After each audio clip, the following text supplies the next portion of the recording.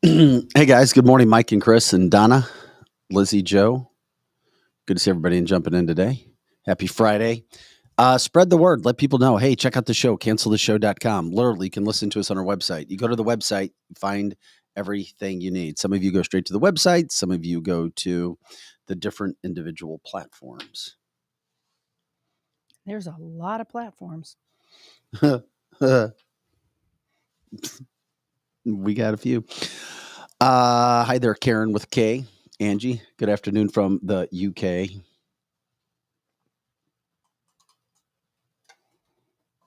Angie, do you know the Beckhams by chance? She's best friends with them, she told me. She has tea and crumpets with them.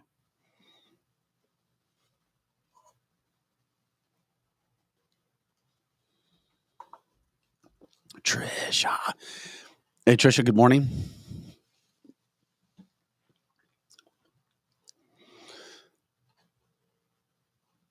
No, she doesn't.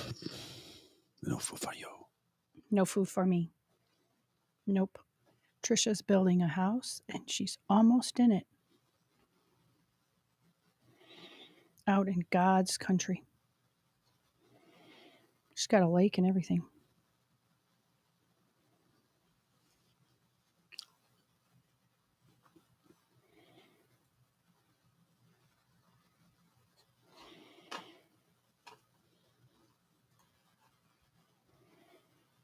It's Friday.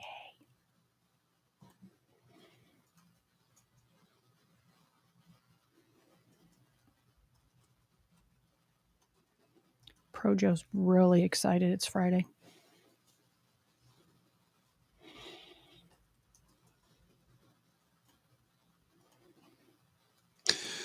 Good morning, Karen with the C and Ben, Donna.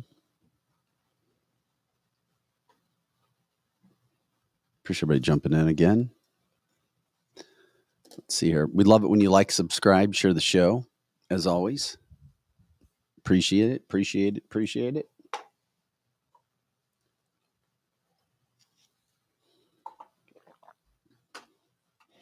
We'll talk a little bit more about it. Happy Veterans Day. Also, if you have people you want to give a shout out to, feel free on the line. Or if you want to tell a quick story, you can let us know. Joe, we should put that up. Well, no, we can't really put that on a scroll, can we? In regards to people tuning in. What do you mean? The scroll link. For example, if somebody were to join us on a video link, we couldn't put that on a scroll. I mean, we could scroll it, but there wouldn't be any way for anybody to copy and paste it. No, they'd have to. Yeah, that's a long. They'd have to type it in character by character. I mean, we could put a link on the website someday or something, but that's gonna. I mean, I don't know. Well, I know you've been not so great for it, but it's not that bad. It's not like we're. Well, I just we're not monitored by the FAA. Well, what I'm thinking is I don't know how many can get in there before. I don't know. I mean, I don't see us having a huge traffic problem. No. If we had a huge traffic problem, that'd be a good thing. Yeah. There are such a thing as good problems or good issues or good hurdles. Yes, there is. Well, as long as it doesn't crash this computer having 100, people. That computer is less than a year old. Yeah. It's not going to crash. That is a damn good computer. Right? Oh, yeah. No, it better absolutely. be. Yeah, for that. Yeah, for the price of these things. Yeah, it better be. Scotty made us go out and buy a whole damn new computer, so it better work. Fucking Scotty. Yes, Donna, it is Chad. That's the name. She was asking me, like some people call privileged women or crabby women or whatever. Karen, she said, what's the male version? I'd always heard it was Chad. And then what's a terrorist name? Mohammed? Mohammed. Okay. Mm-hmm. I mean, people get upset about that. Yep. Mike says he's going to Wendy's later today. What do you recommend? It depends on the person. There's so much on the menu. That's the problem. That's the problem, Mike, is the fact that the flat tire burger is one of the best you're going to find. A variety of wings. Their pizza's addicting. Yeah, I like their French dip. They've got New York pizza for those who love it. I'm not a lover of New York pizza yet. Mm-hmm. I'm not a lover of St. Louis pizza either, but... You're not a pizza person? I love pizza. Oh, okay. I love Detroit-style pizza. Oh, of course you do. Of course you do. You know what Wendy's is having I today? actually liked emos until I found out that there was real pizza in the world. Oh, See, I grew up here. I wasn't cultured until I left St. Louis. Then I came back and now I'm making St. Louis better. well, good. You make St. Louis better. Because if you only know what you know, Mhm. then you don't know. Then you don't know. You can't know. So you what have to don't know. broaden the horizons, Uh-huh. and then you come back Correct. and you make your spot even better. There you go. There you go. Donna's talking about tacos. What a Chad. I love that. That is awesome. Addie, I wish I could give you something right now. Yeah, That's what great. a Chad. Well, they can go to Wendy's this evening and they can win 90. WIL is going to be at Wendy's tonight. Oh, that's right. I forgot to promote that. Yes. And I was told about it. How did you know about that? Because I know everything about Wendy's. I guess you do. Here's the thing. They've got WIL will be there today. Yes. We're from 4 to 6 p.m. Uh-huh. They've got Jingle Fest tickets I love it. with Busch Light at Wendy's from 4 to 6 p.m. with Casey. Casey on WIL. You can get to Wendy's by 4 p.m. You can enter to win on your WIL app. Yep, that's right. We are now in conjunction with WIL promoting them. They'll pull a winning ticket every 15 minutes, so you must be present to win. How about this? Enjoy Busch and Bud Light bottles for $3.25. Those specials when you're there. It's Jingle Fest, 92.3 WIL and Busch Light at Wendy's. Wendy's. I just shared it to your email if you want to flash it up throughout the show, Joe, about Wendy's and what's going on there with Jingle Fest. So cool. Yes, Greg, the best Coney Island hot dogs are in Waterford, Michigan. Coney dogs are amazing. That was one thing Michigan was known for.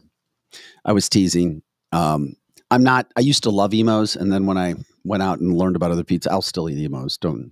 Yeah. I like every kind. But they got tons of stuff at Wendy's, though. Mm-hmm, they do. They sure do. I didn't know Wendy's sold anything other than wings. Well, yeah, you wouldn't know that, would you? You just are in love with That's the only thing I order. Their wings are great, but they have French dip. I talked about it the other day. Their blue cheese chips. Mike says you need to have the app to enter for WIL. You draw the names from registered on the app, so you must be present to win. Very good. Yeah, 4 to 6 today. You can do that. Mm-hmm. Yep. And get you a sandwich at least. If you're even in a hurry, order something to go, like a French dip, or one of their hamburgers is so good, or a pizza to go. Oh, you know what I had once? What'd you have once? With my sweet tooth. They have amazing edible cookie dough. Oh my gosh. Yes. Yes. I get it So every time good. I go there. Happy National Civic Pride Day. Civic Pride Day. And go to Wendy's and get your cookie dough for dessert. It's funny. Ugh. I heard the guy that hosts our football show, JP Rock. Wendy's is a sponsor of that football show as well. They do because that show is blowing up. I mean, tens of thousands of views and it's awesome. all over the place when it comes to just a football show, plus recruiting for high school kids, college kids. JP, I tease him about it. He calls it Wendy's. Wendy's in the Chesterfield Valley. I like how he says it. Wendy's. He makes it kind of Native American. Well, I think he told me he was Hispanic. Yeah. Or Latino. Anyway, all right. Love it. Appreciate it. Let's get it rocking. You guys can share the show. We're ready to go. Ready to make it a good Friday. It's November 10th. Joe, let's go ahead and start the show.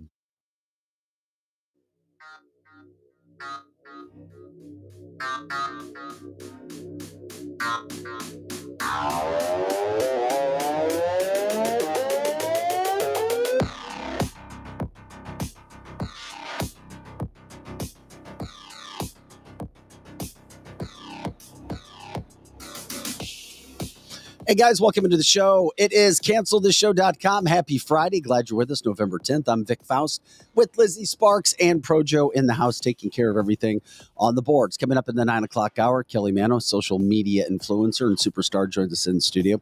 And what I love about Kelly, she's not afraid to mix it up with anybody. We got video of her taking her daughter to the gun range. Love it.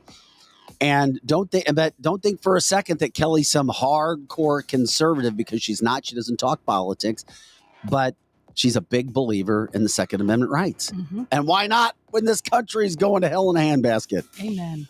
So she'll come up. Hopefully Eric Johnson will pop on in at some point here. He's always invited. We know that. It's just kind of how it flows.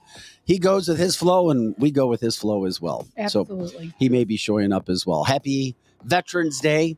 Happy 248th birthday to the Marine Corps of the United States of America and all the crayon-eating devil dogs out there across the land. We are a big red, white, and blue show. We are a big military first responder show. And if anybody would like to give shout outs today to anybody, any veterans from the United States of America, we actually want that. We applaud it. We'll try to get those all out. If you say happy birthday, if you give a shout out to an individual, if you have a quick story in the comment line, we'll do that. Of course, we are news headlines, politics, cancel culture, education, business. And on Fridays, we are free for all Fridays. We have a lot of things that go on, conspiracy theories, sometimes paranormal. We let you guys drive the show from that standpoint. We've also got news to get into during the first hour today a little bit. We're going to have a lot of fun. We're going to laugh. You may get upset a little bit, but that's what we do, 8 to 10 a.m. Central and all the time on our website, cancelthisshow.com. You can also check out our website for all of our merchandise. When you buy, you get great gear, plus you support us. You can donate and check out our partners as well. So we are here. Happy Veterans Day, and we thank you for all of your service, Eric, for We're a stripper. Let's go. Yep. Strippers in the house. Eric the stripper's here. Yeah. And Lizzie says happy 85th birthday and Marine Day to my father-in-law, Cliff Sparks. We know he's been battling some tough times right now. He's in the hospital right now needing prayers. Where did he serve? He served Marines. Yeah, and he was in the Marines. Mm-hmm. Yeah. Shout out to my grandpa, a D-Day survivor. Wow. Refused to talk about it. I talked about it on the edge a little bit. I have a picture, but my dad said he would not talk about it ever. Good. Ever. It just, he would not do it. Yeah.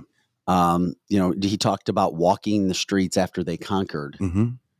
I say conquered, after they stormed the beaches in Normandy and everything was done, when the threat was over, just walking around. And that's all he would ever talk about.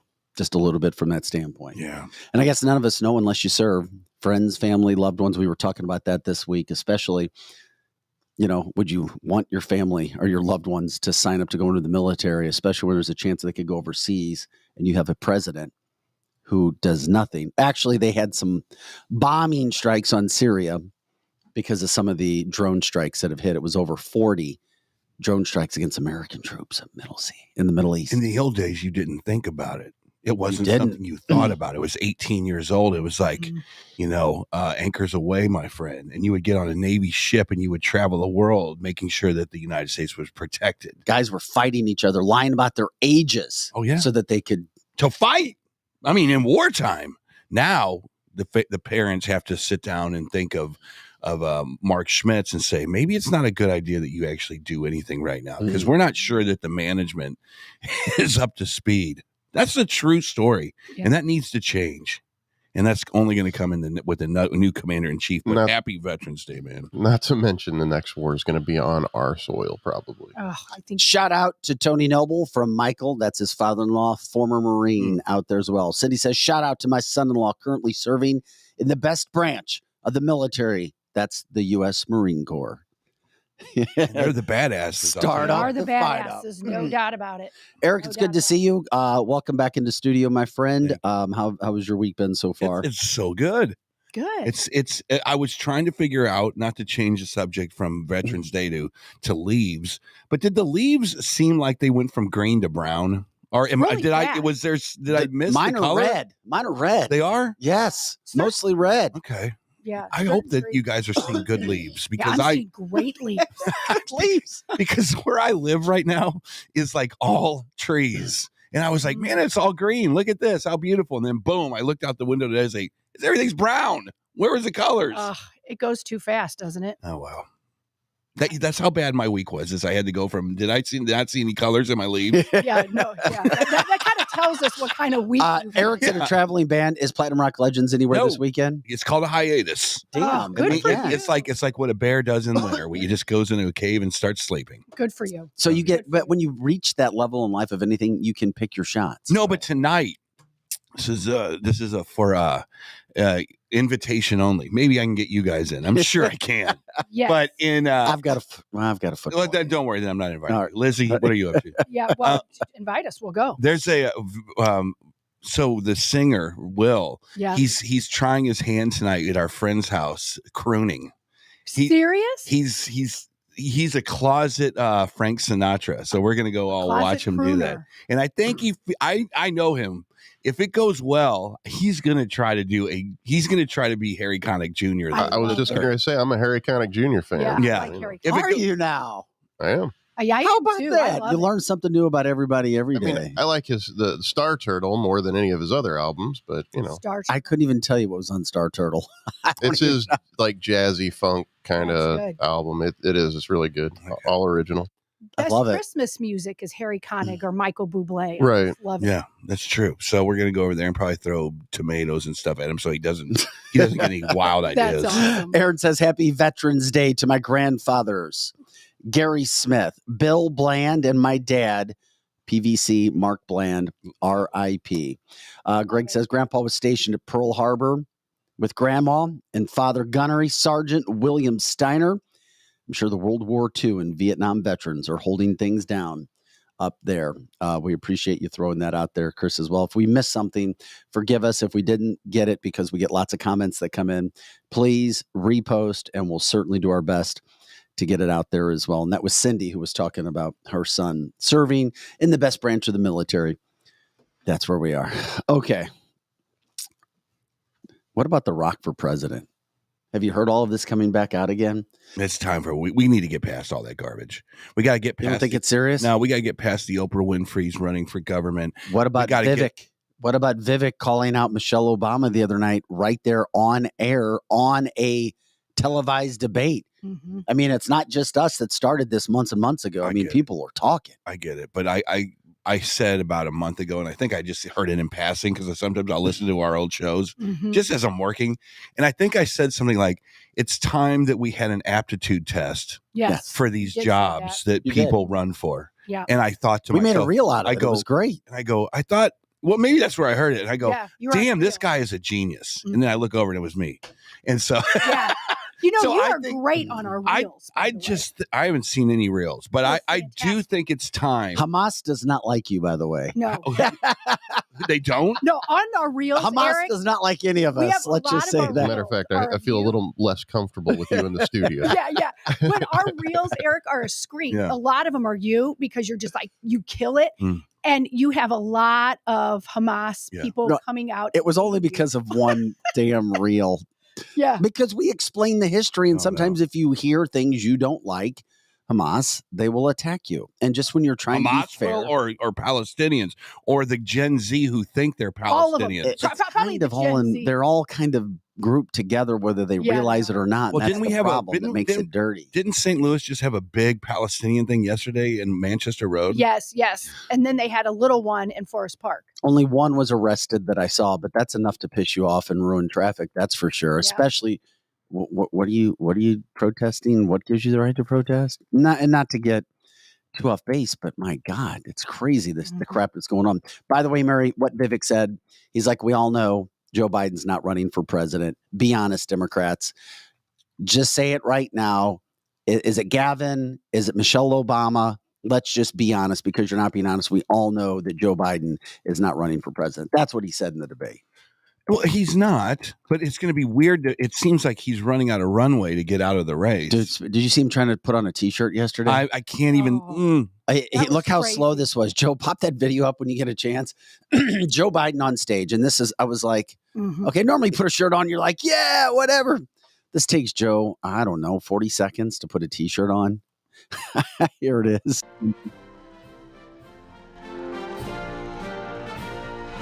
What's it say? I think it's something about the UAW. Yeah. I feel bad for those UAW members that support him. I do too. You're being used. For sure. I feel sorry for him too. What? Come on. Where? I can do this. Hold on. Come on, man. I normally have Did I get the right hole? He's trying. My nurse is normally Hold on. do We're not this. done yet. Here, give me a hand. There we go. It's like he's putting a football jersey on. No, let's fix you on up. Straighten it out. Wipe the slobber off his chin. Yeah. That's awful. That is god awful. And we had to hear "Hail to the Chief" like what 16 times it looped. All right, you know what? I got to stop being so negative. That's not being negative. That's just being the truth. Here's the deal. I understand you're popular. I understand if Taylor Swift wanted to run for president, she'd probably win in a landslide. Probably. I get it. Mhm. I get it. But you're doing our country no good because you don't understand legislation. You don't understand how to bargain with the Senate and the House of Representatives. You're going to have to get on a plane, not just go to Delaware, but you're going to have to go to the middle of the country. You're going to have to learn who they are. You're going to have to understand what budgeting is for the military. You are not qualified. But last year, You're not qualified, Rock. I get it. 46% of people, the same polling that they do for, quote, Biden, and then Trump, had 46% of Americans said they would vote. This shows you our society for The Rock, Dwayne Johnson. Well, you know why? You know why? Because and I want to say this. I understand you see him in your favorite movie and you go, I love this guy. Oh my God, he's fantastic. I would love to have a beer with him. He wants to run for president. Oh, well, then let him have the presidency. Oh, absolutely. It's not about we as a society.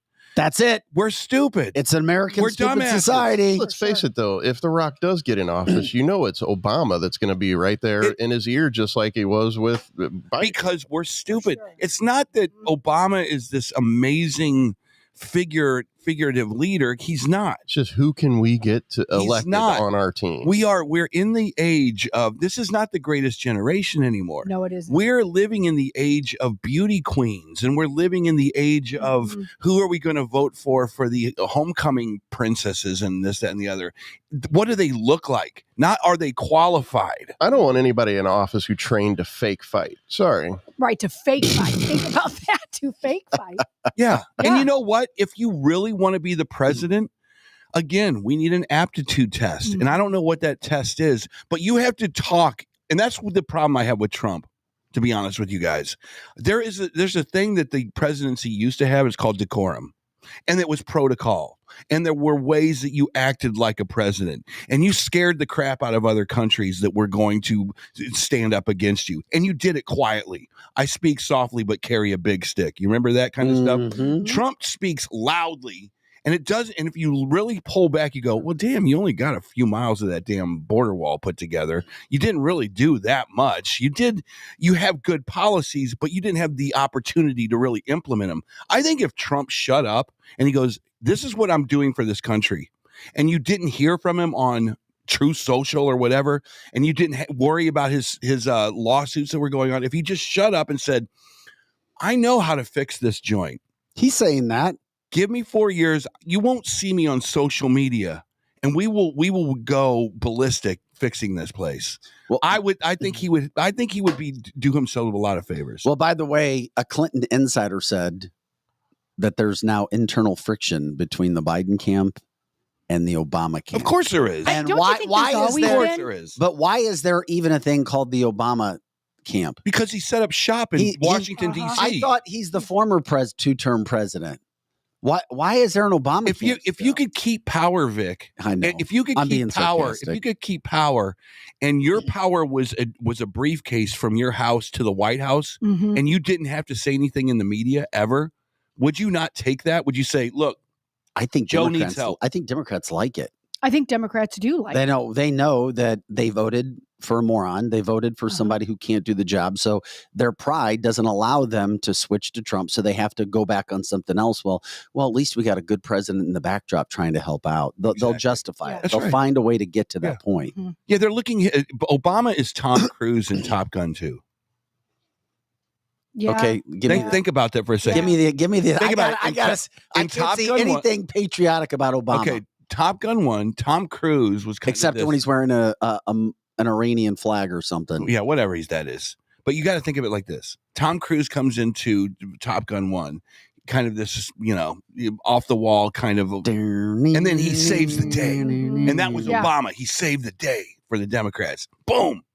Then he left. And he kind of retired, whatever he did, and then he comes back on movie number 2, and he's not the big guy anymore, but he is the one behind the scenes helping the young kids kind of figure their way out. Okay, And that's Obama. Obama he's in the closet. He's in the shadows. He's doing his thing. He never needs to get in front of the media and explain himself. He just sends a Valerie Jarrett briefcase over to the White House and says, "This is what we'll be working on today. Have a nice day. I'll be at the beach." And that's it.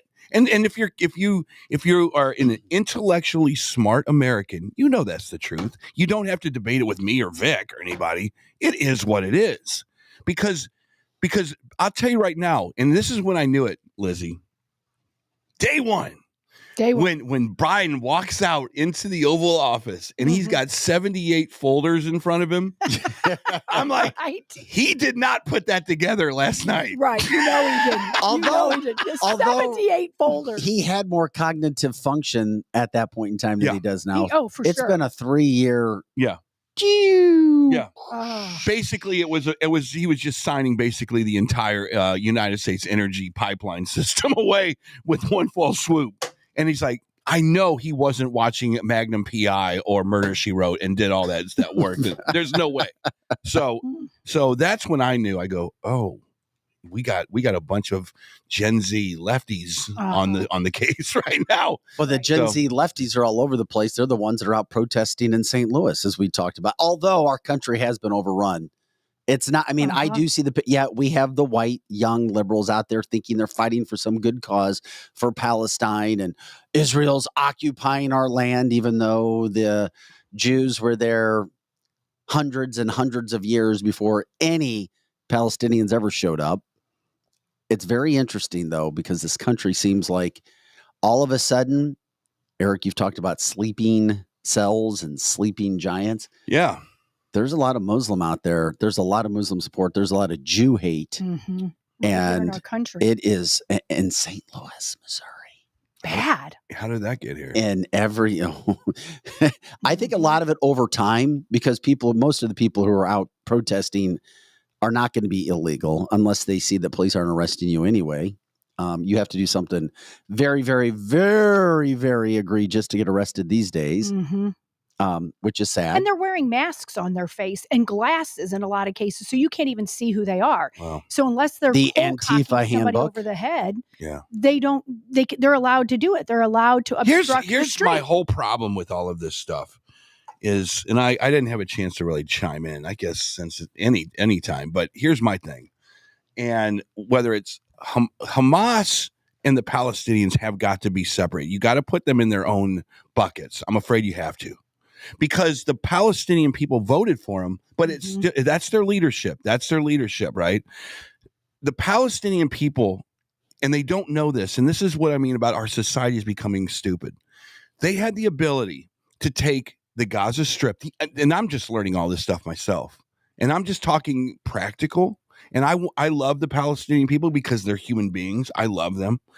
Hamas has done them no great service because the Gaza Strip could have been developed, Vic. They could have. They would have had their own Muslim capital but Yasser Arafat refused to work with the Israelis. If you study history, this is easy, black and white.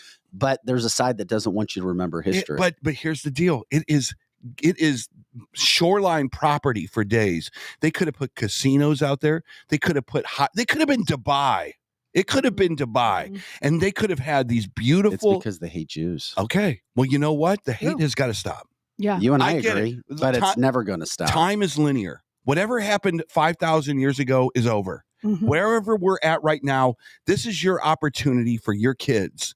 The Jews pulled out in 2005, and they said, you have an opportunity here to develop this place where you can make as much money as you want. Tourism, your schools can be amazing. You can stop preaching hatred. We can maybe 100 years from now have a symbiotic relationship. But they blame the Jews and say, you're the reason that we can't have success. You don't let us have success. That's bullcrap, because from what I understand, that is bullcrap. I'm just telling you what is being said. From what I understand, and I don't know, and I don't want to profess that I'm some weird expert here, but from what I understand, there was money that was about to be just poured into developing the Gaza Strip, and in a selfish way, so they could make money. They were going to invest money to make money, right? And if your community can get money for, let's say, a casino. Oh, I don't know, the Ameristar. It did a very good thing for St. Charles, Yep. did it not? Yep. Imagine that on a level the size of Godzilla. Well, Eric Terrace says that's because Jews are civilized. Hamas choose to be savages. And when you look at the Middle East, look at this map. I just want to show you this map to give you an idea. Do you know that there are 40 Muslim countries around the world?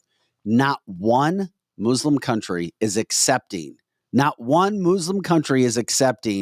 any, quote, refugees from Palestine. Why is that? Because they know they don't want that in their country. Think about that. They will rip Israel for this. The United States, I think it was Nikki Haley of all people, said, oh, we want your refugees, but not one Muslim country of the 40 will take one of those refugees. Think about that. That tells you all you need to know. Muslims will rip America.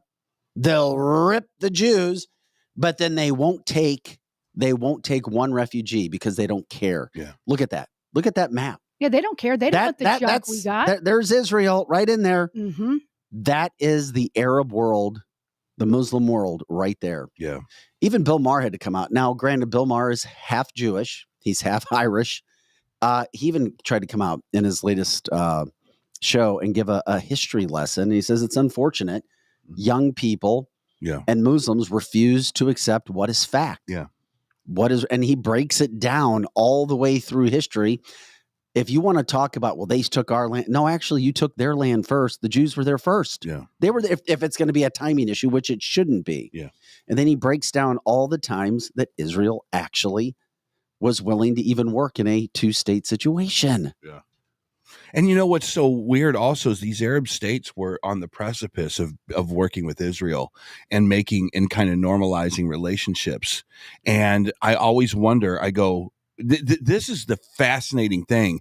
Apparently, the leaders of Hamas are living in the lap of luxury in Qatar right now. Mm-hmm. I don't know that that's true. I'm not a reporter. I don't have sources, but I see it. I see it. Why are those guys that the pictures that came out of them living in the lap of luxury? Why are those guys not the new Bin Laden and being hunted right now? Seriously, I'm asking a question, and I don't know. Maybe they are, maybe they're not. But why are those guys not? Why is there not special forces in Qatar looking for them right now? Oh, we still have hostages, and Americans died on October 7th. I agree, but then here's what you have, Eric. And why do the Palestinians look at those guys in a Learjet or whatever they're in, going, "Hey, why aren't you back here with us, helping us out?" Couldn't disagree. Why? Yeah. Why? Yeah. Look. As an American, we had MacArthur on the front lines, did we not? Mm-hmm. We had presidents going over to the front line. Why is Hamas living in the lap of luxury in Qatar? I'm just asking the question. I would love to have an answer. Why are those guys allowed to eat in an amazing hotel or wherever they're at? Mm-hmm. And you have millions of Palestinians walking down a highway to try to escape and evacuate because the Palestinians came into your country. Where are those guys at? Here's what they're doing. Okay, I'm waiting. They're working with the UN right now. Oh, yes, isn't that to try to stop Israel's advancement.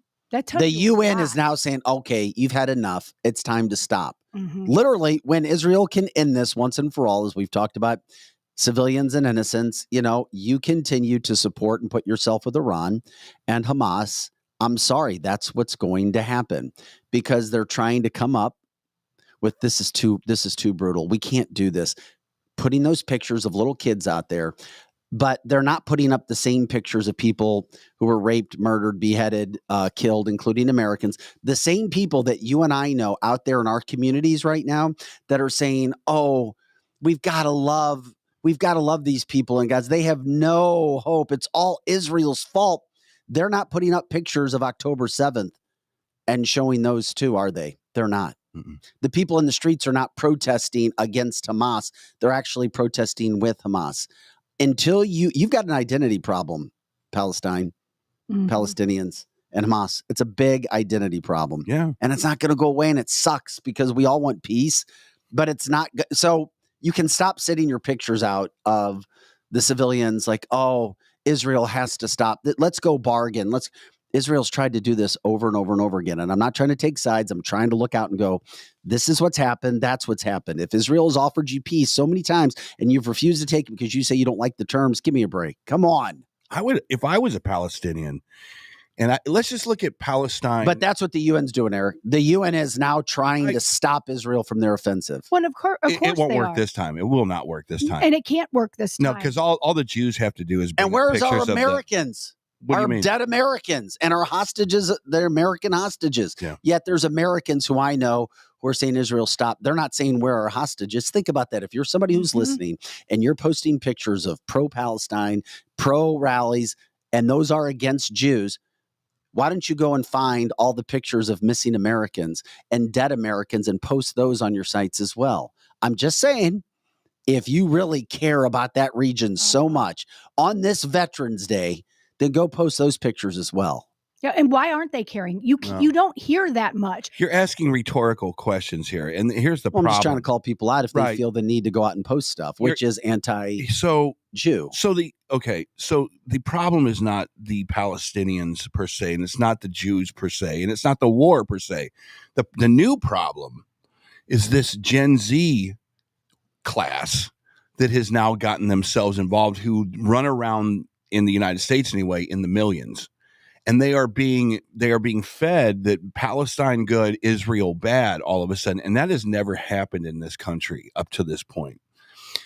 These guys have their finger on the voting situation. They can vote people in, and they can be oppressed. The one thing I'm learning about Gen Z, I think, is they feel oppressed. And they like to be around other people that are oppressed. Mm-hmm. And they go, oh, the Palestinians, Black Lives Matter. I'm oppressed. Look at me. I'm oppressed. We need to go put our hammer down and really, let our voices be heard. Because like we talked about years ago, Democrats know the power is they run around like army ants. Mm-hmm. They don't have the power of one voice. They have the power of millions of voices. Correct. And that's how it works. And you're absolutely right about the Gen Zs, because their big thing, they're sitting in school, and the things that we all used to do when we were younger, we didn't think twice about. Now they're like, oh my gosh, this oppresses me. And now that makes me I've got anxiety, and oh my gosh, my anxiety. And then, oh my gosh, poor Black Lives Matters. And then, oh my gosh, the poor Palestinians. Yeah. That's what we're dealing with here. Yeah. It is. It's exactly right. And then if Vic took his microphone out and on Man on the Street kind of stuff and said, hey, Susie, how old are you? I'm 17. Oh, okay. I see you're wearing your Palestinian flag. Awesome. Let's talk about the history of Palestine and Israel real fast so that I can understand what you guys are protesting. They wouldn't know one thing, one question you asked. Any details. Not one question. Nope. It is interesting. Can we play that Bill Maher video? I sent you that clip, Joe, when you get a chance. I said some of what he said, but it is interesting when it's put into perspective of what's happening with this country. And you hear these youngsters and Americans and even Muslims themselves who live in this country that will not even look at fact. I would submit that Israel did not steal anybody's land. This is another thing I've heard in the last couple of weeks, words like occupiers and colonizers and apartheid, which I don't think people understand the history there. The Jews have been in that area of the world since about 1200 BC. Way before the first Muslim or Arab walked the earth, 1,000 years before. I mean, Jerusalem was their capital. Okay, so if it's just about who got there first, it's not even close. There have been a continuous Jewish presence. Yes, the Jews were the ones who were occupied by everybody. The Romans took over at some point, and then the Persians and the Byzantines, and then the Ottomans. So, yes, there was colonization going on there. Beginning in the 20th, 19th century, they started to return to Palestine, which was never an Arab country. There was never a country called Palestine that was a distinct Arab country. And, yes, there was a problem there because there was two people who wanted to share the land, which is why the UN in 1947 said, okay, we're going to partition it. I mean, first of all, the two-state solution has been on the table a number of times. There could be an Arab capital in East Jerusalem now if Yasser Arafat had accepted that in 2003. Mm-hmm. He did not. Bingo. And that's what we talk about, just to give you a little perspective. The saddest part of this stuff, on. he nailed it. The saddest part of this stuff is not the Gen Z. It's the fact that they had two choices. We're gonna vote. Do we want Hamas leading us, or do we want a system of development and money and hotels and beauty and learning? And do we want to be a bastion to tourism, or do we want to repel tourism? This whole thing is being protested as a lie. I don't want to see one Palestinian killed. I don't want to see one kid, a blood spot on the side of the street. I hate that. I can't take it. I hate it. I don't want to see one Israel child beheaded. Mm-hmm. It's all disgusting. There again, you have to, this whole argument has to be put in silos. Every single thing that you talk about on this show for going forward, you have to put into a silo. It should be. You cannot. There's no 30,000 foot discussion here. You can't do it.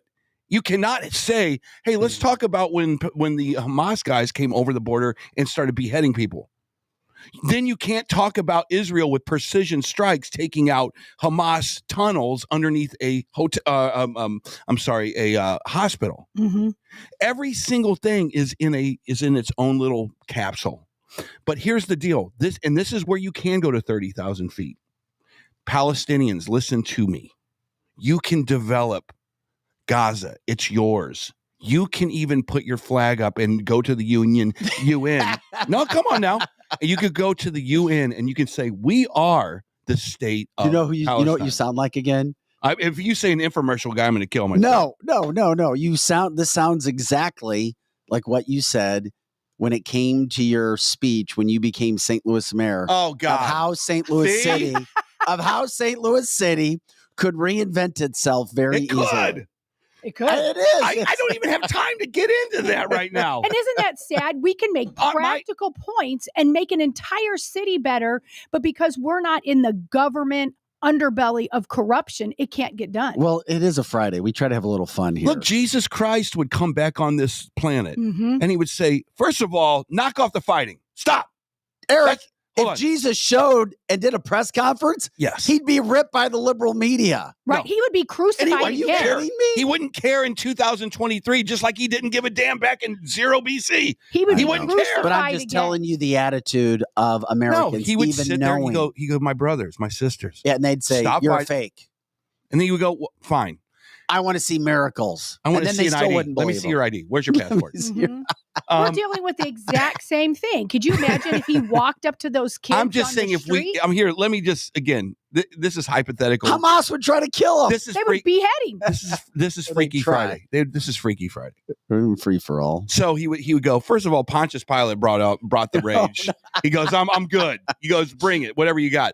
But he would sit behind wherever he would sit somewhere, probably in blue jeans and a t-shirt, and say, guys, stop it. I'm Jesus. I'm from heaven. I came back down here to save you guys. First of all your guns, they don't work anymore. Try to pull the trigger. Yep. See, it doesn't work. All right. So number 2, I'm sorry. I hope this is not blasphemous because I truly believe God knows your heart. I truly believe this. I think Jesus would say, don't kill each other. Stop. You guys are morons. Both of you guys, both sides. There's enough land here to make it happen for everybody. I'm sorry. It just is. The promised land in the Bible was for the Israelites, right? Am I wrong in saying that? Is that right? This is absolutely biblical that we should be following Israel right now and backing Israel. And there's not one person in this room that doesn't want to see the Palestinians succeed at this point. Is that right? Yeah, I don't want to see them succeed. But even Israel makes fun of our liberal youngsters here. Even Israel makes fun of what? And you sent me the video, and Joe showed me the video. We will show if you haven't seen the comedy skit. Yeah, that's the problem with that skit. Why you might not want to play it is too accurate. Right. It is accurate. The problem with that script, it's a little bit too accurate. And you got to see it. Here we'll just give you. Here's where it is. This is an Israeli comedy show making fun of America. Hi, everyone. We are live on YouTube with Colombia Anti-Semitic News, where everyone is welcome. LGBTQH. Hamas. Yeah, I totally sim Hamas. Yeah. It's so trending right now. From the river to the sea, Palestine will be free. Do you know why it's true? Because it rhymes. Just look at all this toxic Zionist propaganda. Kidnapped in Gaza. Does this look like Gaza to you? Yeah, but I have no idea what Gaza looks like. And they're smiling. Do hostages smile? Zionist liars. Totally sus. Do they think we're stupid? Stupid? I major in queer post-colonial astrology. Ew. Jews make the world dirty. Yeah. And no, I'm not anti-Semitic. I'm racist fluid. Exactly. And now for a little break from all this activism, we want to say hello to our BFF, Bestie freedom fighter. Abu Fatwa in Gaza. Salam alaikum. Alaykum as-salam, and inshallah, Allah will kill you all infidels. Thank you so much for joining us. Love the headpiece, the all oppression chic. Very drip. Mr. Fatwa, how are you? Are you safe? Oh yes, I'm safe. I'm in a tunnel under the Gaza hospital. Above me, I have Allah and 2 million civilians protecting me. Community is so important these days. Do you need like humanitarian aid, food, fuel, medicine? It's okay, I have everything. I'm only hungry for rockets. As long as it's organic. Yeah. So I you wish I get just the could be idea there of what's with you. going on here You now. can. This You is can an come to Israeli Gaza comedy anytime, show. and we will throw you from the roof, you homosexual dirt. Do you hear? Bro, want to throw me a rooftop party. They are so Oh, you wanna throw welcoming me a and rooftop party. inclusive. So, shukran. And you are also very welcome to come here to America. We will come. First, we finish with Israel, and America is next. Great. So I guess we'll see you Great. soon. Yes, it will be a blast. Can't wait. It'll be so multicultural. Ya Allah, you are so stupid. Thank you so much, Abu. We love you. I won't Oh my even bother God. killing That- you. that It's is- a waste of that is bullets. American younger Good liberal. vibes only. It's better you just kill yourself. Okay, bye. Die. Oh That my is God. so accurate. But once again, That that is so accurate. That is Israel TV, an Israeli comedy show ripping younger United States. Have any of you guys sat around LGBTQIA. a bunch of them? We It were down- reminds me of a few people I know.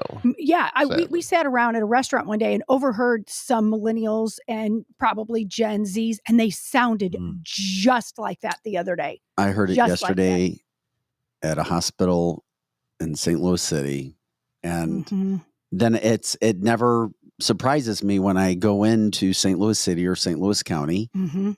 why there might be some votes for people like Cory Bush Mhm. and Yeah. even Joe Biden, Let me ask you because this. it sounds like that. It Can I- sounds let me just ask, like let me that. ask you a question. This is serious. Do you think Wesley Bell has a shot in hell to? I do. Do you really? Yeah. And I hope he cremates her because he is still a Democrat. He's still a liberal. He still has the ideals I wouldn't hold. However, he can be reasoned with. He's a very nice human, and he won't embarrass us like Cory Yeah. Bush does. I hope he wipes Okay, her. hoping and I think he can and win. Here's I why, do. Eric. I do think he wins. I think if, he wins. and here's why he'll have to win if he does. Okay. He's going to have to get out the more than 23% of people Yes. that came out and voted, because the people who did come out and vote the last time voted for Cory. And if they voted for Cory the first time, they are not going to change the vote No, this time. You're right. Correct. They are, because she's like, I'm from the streets. I represent the people from the streets. Yeah. I mean, she speaks as if she has trauma, and she had a lot of trauma in her life. And she spoke about growing up on Cory the Bush street. is such a great example. You're right. Mhm. Remember we talked about how the emo kids, they just want to be accepted by Well, yeah, a but group. she has a lot of trauma.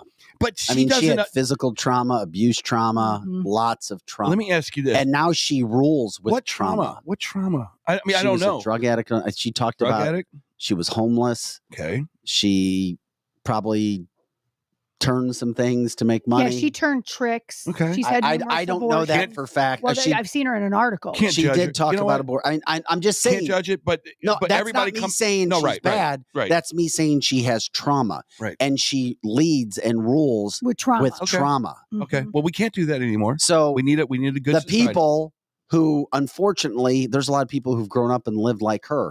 A lot of times by birth, sometimes by choice. And she represents those people. They're not changing their votes. Wesley Bell could come in, put a lot of money and get people to go in. Yes, he's a black man in a black city. He's a Democrat. He's completely different than she is. Yeah. But he'll be painted as an Uncle Tom in that area. Oh, damn. And, Really? He will be educated. He can't win St. He's Louis, but he was running associated for the with- Senate. No, that doesn't make No, any his sense. only problem is he's run now for 5 offices in 10 years. That's what, if I'm going against Wesley, I'm going, he doesn't know what he wants to be. He doesn't care about us. He's trying to get to the next step. That's what Cori Bush's camp should say when it comes to Wesley. Correct. Well, look at her. I mean, the thing about her is this. Again, she is the kind of person I would like you to go, Cori, nice to meet you. Can you do me a favor and just explain what Palestine actually is and why? She can't do it. I need to know that the gut-wrenching speeches that she gives, she knows what she's talking about. Because maybe, again, I hope that you guys realize this. The only reason I say I'm not a Republican, I'm not a Democrat, I'm a nothing. I'm a blank slate. My brain is empty. Your brain is empty. My brain Your brain is open. It's not empty. You're very smart. I am amenable to listen to a Democrat. Yeah, you're open-minded. I will listen to a Democrat and go, you know what, man? I did not think you presented that exceptionally well. Even Cornel West, the guy that's running for president, he's the guy. I can't remember. I think he's from Harvard. He's a professor. He was on with Alan Dershowitz the other night with Sean Hannity. He's the most enlightened, schooled cat liberal that's on the planet. He got shot down by Alan Dershowitz like it was like going through butter. And I was thinking to myself, if he can't do it, how can a Gen Z wearing a Palestinian scarf even come close to doing it? And then how can Cori Bush do it? I understand Tlaib. I get it. She's from there. It would be like if St. Louis County attacked St. Louis or St. Charles County, and I was trying to tell you how bad St. Louis County was because I have an emotional attachment to it. Right. But we don't understand that because we're not from that part of the world. You know what I'm saying? There's all kinds of conflicts all over the planet Earth. Yemen is in those, North Africa. There's tribes always attacking each other. But we focus really heavily on this Israel-Gaza thing. Right. So I'm just saying, right now. Well, Cori is anti-Israel, and that. But why? But then that's the question. She doesn't know why. But Vic, that's the question. She has 2 people. She's running all her BLM. campaigns, because BLM, Because of BLM. and Hamas are all in What bed in the together. hell does BLM have to do with Palestine? Exactly. There is nothing. There isn't. But Black Lives Matters is supporting the free Palestinian movement.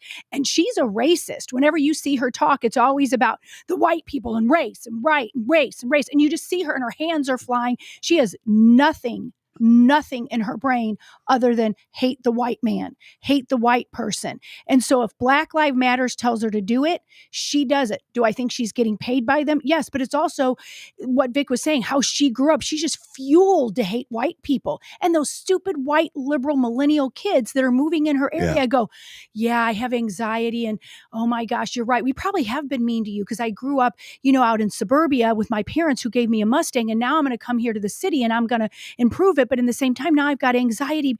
Oh my gosh, I'm right. I mean, that's what we're dealing with. Yeah. And I'm in the same boat. I do think that if you're going to be an honest purveyor of truth, especially on this show, you need to be able to say, yeah, Black people have been there's a problem. There has been a problem. But my solution is like, pick yourself up. Yeah. Let's make some money. If you don't want to live in North St. Louis anymore, we're gonna start the goal of getting you out of here today. But it doesn't start with hating everybody on the planet also. You know what I'm saying? But you know what? In our era, though, Eric, people who have held the Black people down isn't you, isn't me, isn't the conservative, isn't the white person, except for white liberals and other Democrats. Black people hold Black people down, and I see that in my you're right now. Yeah, you're right. Yeah. But years ago it was different. But right now, Black people are very mad at other Black successful people. Yeah, and a good example of that is that $250 million stipend that Kroenke gave St. Louis, and they cannot figure out how to make that thing. Well, that's because Tashara and her leadership, because she's worried about offending people and where she puts the money. Who gives a damn? You're the leader of St. Louis. Which is why they went door. They literally went door They literally went Door. door to door in St. Louis City and asked people, how should we spend this money? Yes.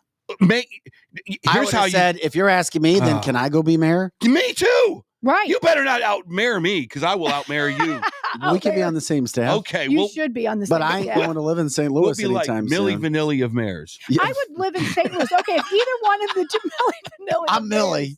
I'm You're Vanilli, Vanilli. and we're going to bring St. Louis back. That's right. And I will move into St. Louis if you two are running it. Yes. Don't forget I would so my move in there. number. You will, when I get done with it, you will be able to go and put a lounge chair on Washington Avenue at 2 in the Love morning. it, love And it. Love it. Yes. And there won't eat be a hot any dog. potholes in the street. And do what? either. And eat a hot dog because there'll be so many hot dog vendors down there There you making go. money. It'll be crazy. There you go. So my point is this. Move And to I- St. Louis and get a hot dog. Right, right. But here's the deal. This drives me nuts about Democratic leadership. Here's $250 million. Ugh. Have fun. You know what you use that thing? That is nothing. That's a nothing burger. It's a seed. Correct.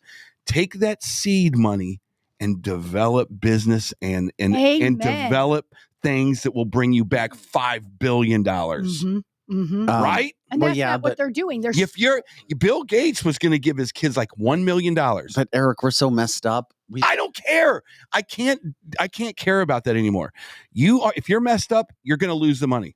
yeah, for sure. If you give up Here a it is. messed up person, And you know Cronky wants them to do that. oh yeah, You know Yes. Cronky wants them to go down Uh-huh. to the high point and blow it on burgers or whatever. absolutely. You know that's what he's Yeah, he's going He like this. doesn't Okay, care. He I doesn't- hate yeah. St. Louis, He and I have doesn't- to give him money. I I'm hope they telling you use right it to now, ruin it. he doesn't care about St. Louis. he doesn't, but He doesn't care one way or the Vic, other. Vic, Oh, I Vic. know. know- Yeah, no. Vic. And Lizzie, I'm sorry, but I know people who I know one of his right hand men personally. Well, and he probably doesn't care. You're about and right. St. Louis. and the guys that work with Cronky, who I know, who I see on a weekly basis, say that they see. I'm not going to get into this big long thing about it, but he doesn't care about St. Louis. It's like he doesn't care one way or the other, He doesn't. But Vic, hold on. and he's just like he's worried about his family, his life, his money. It's like whatever happened But in St. here's Louis the deal. happened. Here's where he But cares. we're not telling the full story about everything that happened before he did what he did, Right. unfortunately. And Here's where he cares. it's on this St. is and this- it's on St. Louis. And this is the truth. So that before they talk about real business and they're in their smoking lounge with their Mhm. smoking jackets on, there's so much more that goes on behind the scenes. they laugh Nobody at us. knows. They do. laugh at They do. us. So Mhm. that's where I say Cronky cares. He wants to, and this is just before he goes to a business meeting. Mhm. He's going, man, those idiots in St. Louis are going to waste that money. They are going to And waste the then- money, and I hope they do. And then his even richer friend, who is probably Warren Buffett's off to the side, going, "Oh yeah, those morons don't know what the hell they're doing." Mhm, And when they mhm. could take this money and build $1 million in pockets around St. Louis City, It Yeah. is interesting you bring this up. oh, I Because- could do it. And what You could do started it. with this was Cori Bush. And guess what? For whatever reason, Yeah. she came from day one, wasn't pro-Palestinian people. She was like, cut off ties with Israel. Hmm. Bleh, bleh, bleh, right out of the gate, screaming, yelling, backing Rashida Tlaib for her comment from the river to the sea, which insinuates a total annihilation of the Jews. And then she goes and yells and cries, and this is the trauma that she can't control, and it leads her as a leader. Mhm. Then it's like, wait a second, where's your support for St. Louis City? Where are your financial Yeah. ideas Yeah. to help get people? No, it's not. It's about if you find a complaint, if you rip people, you can hopefully raise money. That's the problem. Then that led into Wesley Bell, leads into our leadership in St. Louis City. Tashar Jones isn't out there talking whether it's good or bad about pro-Israel or anything. And she doesn't need to. Good And for that. she I'll shouldn't. give her that. Yeah, I'm And glad She she she's doesn't not. need to, Vic. And she shouldn't focus on the damn Exactly. city Exactly. as other cities should do. That's right. As we start to see around, because we've got so many damn problems that are happening Yeah. all over this damn Yeah, we country. I mean, let's start. If you could just start with money, as we started to see. Now, I mean, we're going to have a lot more fun, and we'll try to have more fun and make it lighter in the 9 o'clock hour. Kelly Manno will be in showing video. Ooh, She's going to be in. I had no idea. I'm gonna be starstruck. Yeah, You are. The little bitch got to go on stage with Kiss. yeah. Wait a minute, you He haven't liked been. her You haven't before. been here. I haven't seen her since then. Are you serious? No, I he haven't. hasn't. I'm sorry. Because he was sick the week. How come I'm the not on week. stage with Kiss? Right. Why is she on? She could probably help you out. Yeah. We'll talk to her about that. That we was are gonna- spicy. He called her a little bitch. That was a love tap. that was his love language. That was not directed at her. It was directed at the universe. No, I'm super jealous. I'm so happy that she did that. But real fast, back to all of this stuff with St. Louis. And my question is this, and then I'll leave it alone because I got to go get more coffee. How many Jews are in St. Louis proper right now? I have no idea. Lizzie, anybody in I this couldn't room? even begin to I give an don't answer. know, but I know that there are a lot. And what's interesting that you asked that question is a lot of the money that fuels into the deep state that's in St. Louis City is Jewish people. So I don't get any of this. Okay, how many 30%. 30%. How many Palestinians are in St. Louis proper? Give me a number. I don't, probably No not idea. many. 5%. No how idea. many direct? 5%. It looks about 30% after recent Right. protests. I don't know. Well, maybe now because they're being shipped over from Chicago. But prior to that, you rarely ever saw someone that looked like they were a Palestinian in the city. And there's nothing wrong with if you look, you're born into this world. If you're living in Gaza and you're a Palestinian, and there's nothing wrong with those people. The problem is the leadership of those people. But we get a chance in this part of the country to challenge our leadership. And if Cori Bush is literally slamming Israel and her constituency, I don't know, you guys said what, 20-30% is Jewish in St. Louis? A lot. Mm-hmm. That's your constituency. Your job is not to just. I don't know if it's 20% in St. Louis. Well, I don't know. A what lot is of the it? money is. I'm going to Google. What do you mean the money? There is, if you talk to people in the city of St. Louis, there is money, and there's a lot of white liberals that give the money. And there's been people that I talk to, and I don't want to say their name. But white liberals, are they Jews? A lot of them are. I'm not even talking about I'm not even talking about the elite. I'm just talking about people that get up on a Saturday, go to the synagogue kind of Jew. Just a regular working class Jewish person. Does anybody even go to any synagogue or church in the city anymore? I don't know. Not many. I don't know in the city. I mean, the churches are leaving in droves out of the city. It's true. So that's a good question. Oh, that is a good point. I mean, they're leaving in droves. Such a good point. Churches are closing down.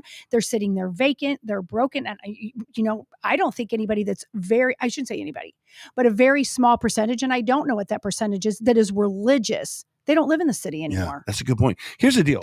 If I was the mayor of St. Charles, right? I wish you were. I became the mayor of St. Charles County. and That's personal. I wish he was. And all of a sudden I come in, I go, I am sick and tired of asparagus. I can't take asparagus anymore. It is now outlawed in St. Charles County. And if I found out that 40% of the people in St. Charles County loved asparagus, I would be in a lot of trouble. Yeah, you would be. Right? I get it. I got voted in, but because me hates asparagus, I have now signed a contract saying there's no more asparagus in St. Charles County. I would be in a lot of trouble. Trouble. Megan Marie says most Jews are Dims in St. Louis City, but some are now changing and switching. I've even talked to Ben from Winties about this. Ben being Jewish, he's like, all I know is in the last year, he's like, my whole concept of what I understood about politics has changed, partly because he's listened to the show, partly because he's seen what Biden has done, and partly because he has seen what's happening across the world. So we'll see where they go, what happens with it. Okay. I don't know. Love everybody. Go give a Palestinian a hug. We want Go give to a Jew a love hug. everybody. Give we a want Catholic to. a hug. Hug everybody. Go give a Catholic a hug. Go give a Protestant a hug. Protestants Go give need an a hug. atheist a hug. No, the atheist. No. Eric, you get maybe my not. vote. Well, you hug him now because you won't see him in your afterlife. I'm just kidding. I'm kidding. And I did not anything you think. I did not mean to be blasphemous bringing up Jesus. You're not. I've always. But if Jesus were back today, Jesus would be performing miracle after miracle, and you'd have people going, "Nope, I'm the fact checker. That wasn't true. He could have had really Jesus. He could have had strings attached. Now this could have been something metaphysical. There's no way in hell that would be. That's how our society is. Yeah. You weren't. And you were even when you know, then you'd have to come up with something. Even if people know that Trump is the best candidate for president, know that our life was so much different 3 years ago, know that he could switch it back. If anybody could, they would still go, nope. That's not what I'm going to listen to. Nope. That's not right. So anyway, it is what it is. And we try to do our best. That's why we take deep breaths. We have fun. Don't you feel like you need to put a disclaimer on our discussions? Like the views of me are only mine. But it's Only when it comes to asparagus. That's it. Yeah. Otherwise, it's true. But it would be, but I would because asparagus done right is amazing. You have been bamboozled because during my campaign, I didn't say anything about getting rid of asparagus. Right, that's right. And then all of a sudden, one day, Vic or someone on Channel 2 News is going, Eric Johnson just outlawed asparagus in St. Charles County. You know what I mean? I would. Yes. You think I would get revoted? Is there what vegetable do you like? Broccoli. It's the same damn thing. It's not. It's kind of the same damn thing. I'm about to throw up. Shut up. I can't take asparagus, man. I don't know what it is. Oh my God! God! With cheese on it, you don't even like it with cheese on it. Oh, now I'm going to vomit. Hey, before we bring Kelly Manno in, I wanted to say thanks to Complete Auto Body Repair being one of our show sponsors. 7 locations throughout the St. Louis area. By the way, they still have a lot of job openings, about 60 job openings, not only for technicians in climate-controlled facilities, but also sales staff as well. Experienced Realty Partners, Kathy Helbig Strick, Steve Strick. Check them out on our website, canceltheshow.com. If you have any questions about housing or mortgage, you don't want to do it alone, expect to be moved, 314-276-SOLD. Route 66 Cannabis, Ham and Patrick coming in every Wednesday. I got a funny story to tell, by the way, as we promote Route 66. Patrick and his wife are very, very liberal, and they're allowed to be because they have their First Amendment right to choose whatever they want to do, and we welcome and we love them. He was worried about coming in on this show at first. Ham told me this the other day. So then when Ham said, no, these guys are great. Trust me. So now Patrick has come in 3 weeks in a row and he loves the show. And we're not mean to him. And he's like, oh my God. He's like, they're not mean just because they have a different point of view on certain issues. And he might even learn a thing or two. We try to say we're not a conservative show. We might be conservative leaning, but all views are welcome. That's why it's cancel this. Correct. But he loves coming on the show. So I had to get that out there. Route 66. Joe can attest on their great products and Ostera products. Route 66 every Wednesday for our Weed Wednesday segment. New sponsor, WeQuick. Check these people out. They're really cool on our website. You can go to canceltheshow.com and go to our partners, WeQuip. They rent out things by the hour. They're in O'Fallon. I had to ask Kelly Mann, who's coming. You didn't by chance rent your piece of equipment from WeQuip, did you? No, I did not. I was like, I probably should have. Well, check out WeQuip. They put together a website for you. What they have is a peer-to-peer rental platform, whether it's for your adventures, home improvements, tools, event supplies, anything in between. They will rent to you a wide variety of things. Very, very interesting. Check them out. WeQuip. I didn't even know that stuff existed. That's a great idea. Isn't it? Isn't it? Knowing what I paid for that bucket lift. Yeah, that's a great idea. What did you pay for that bucket lift? Do you remember?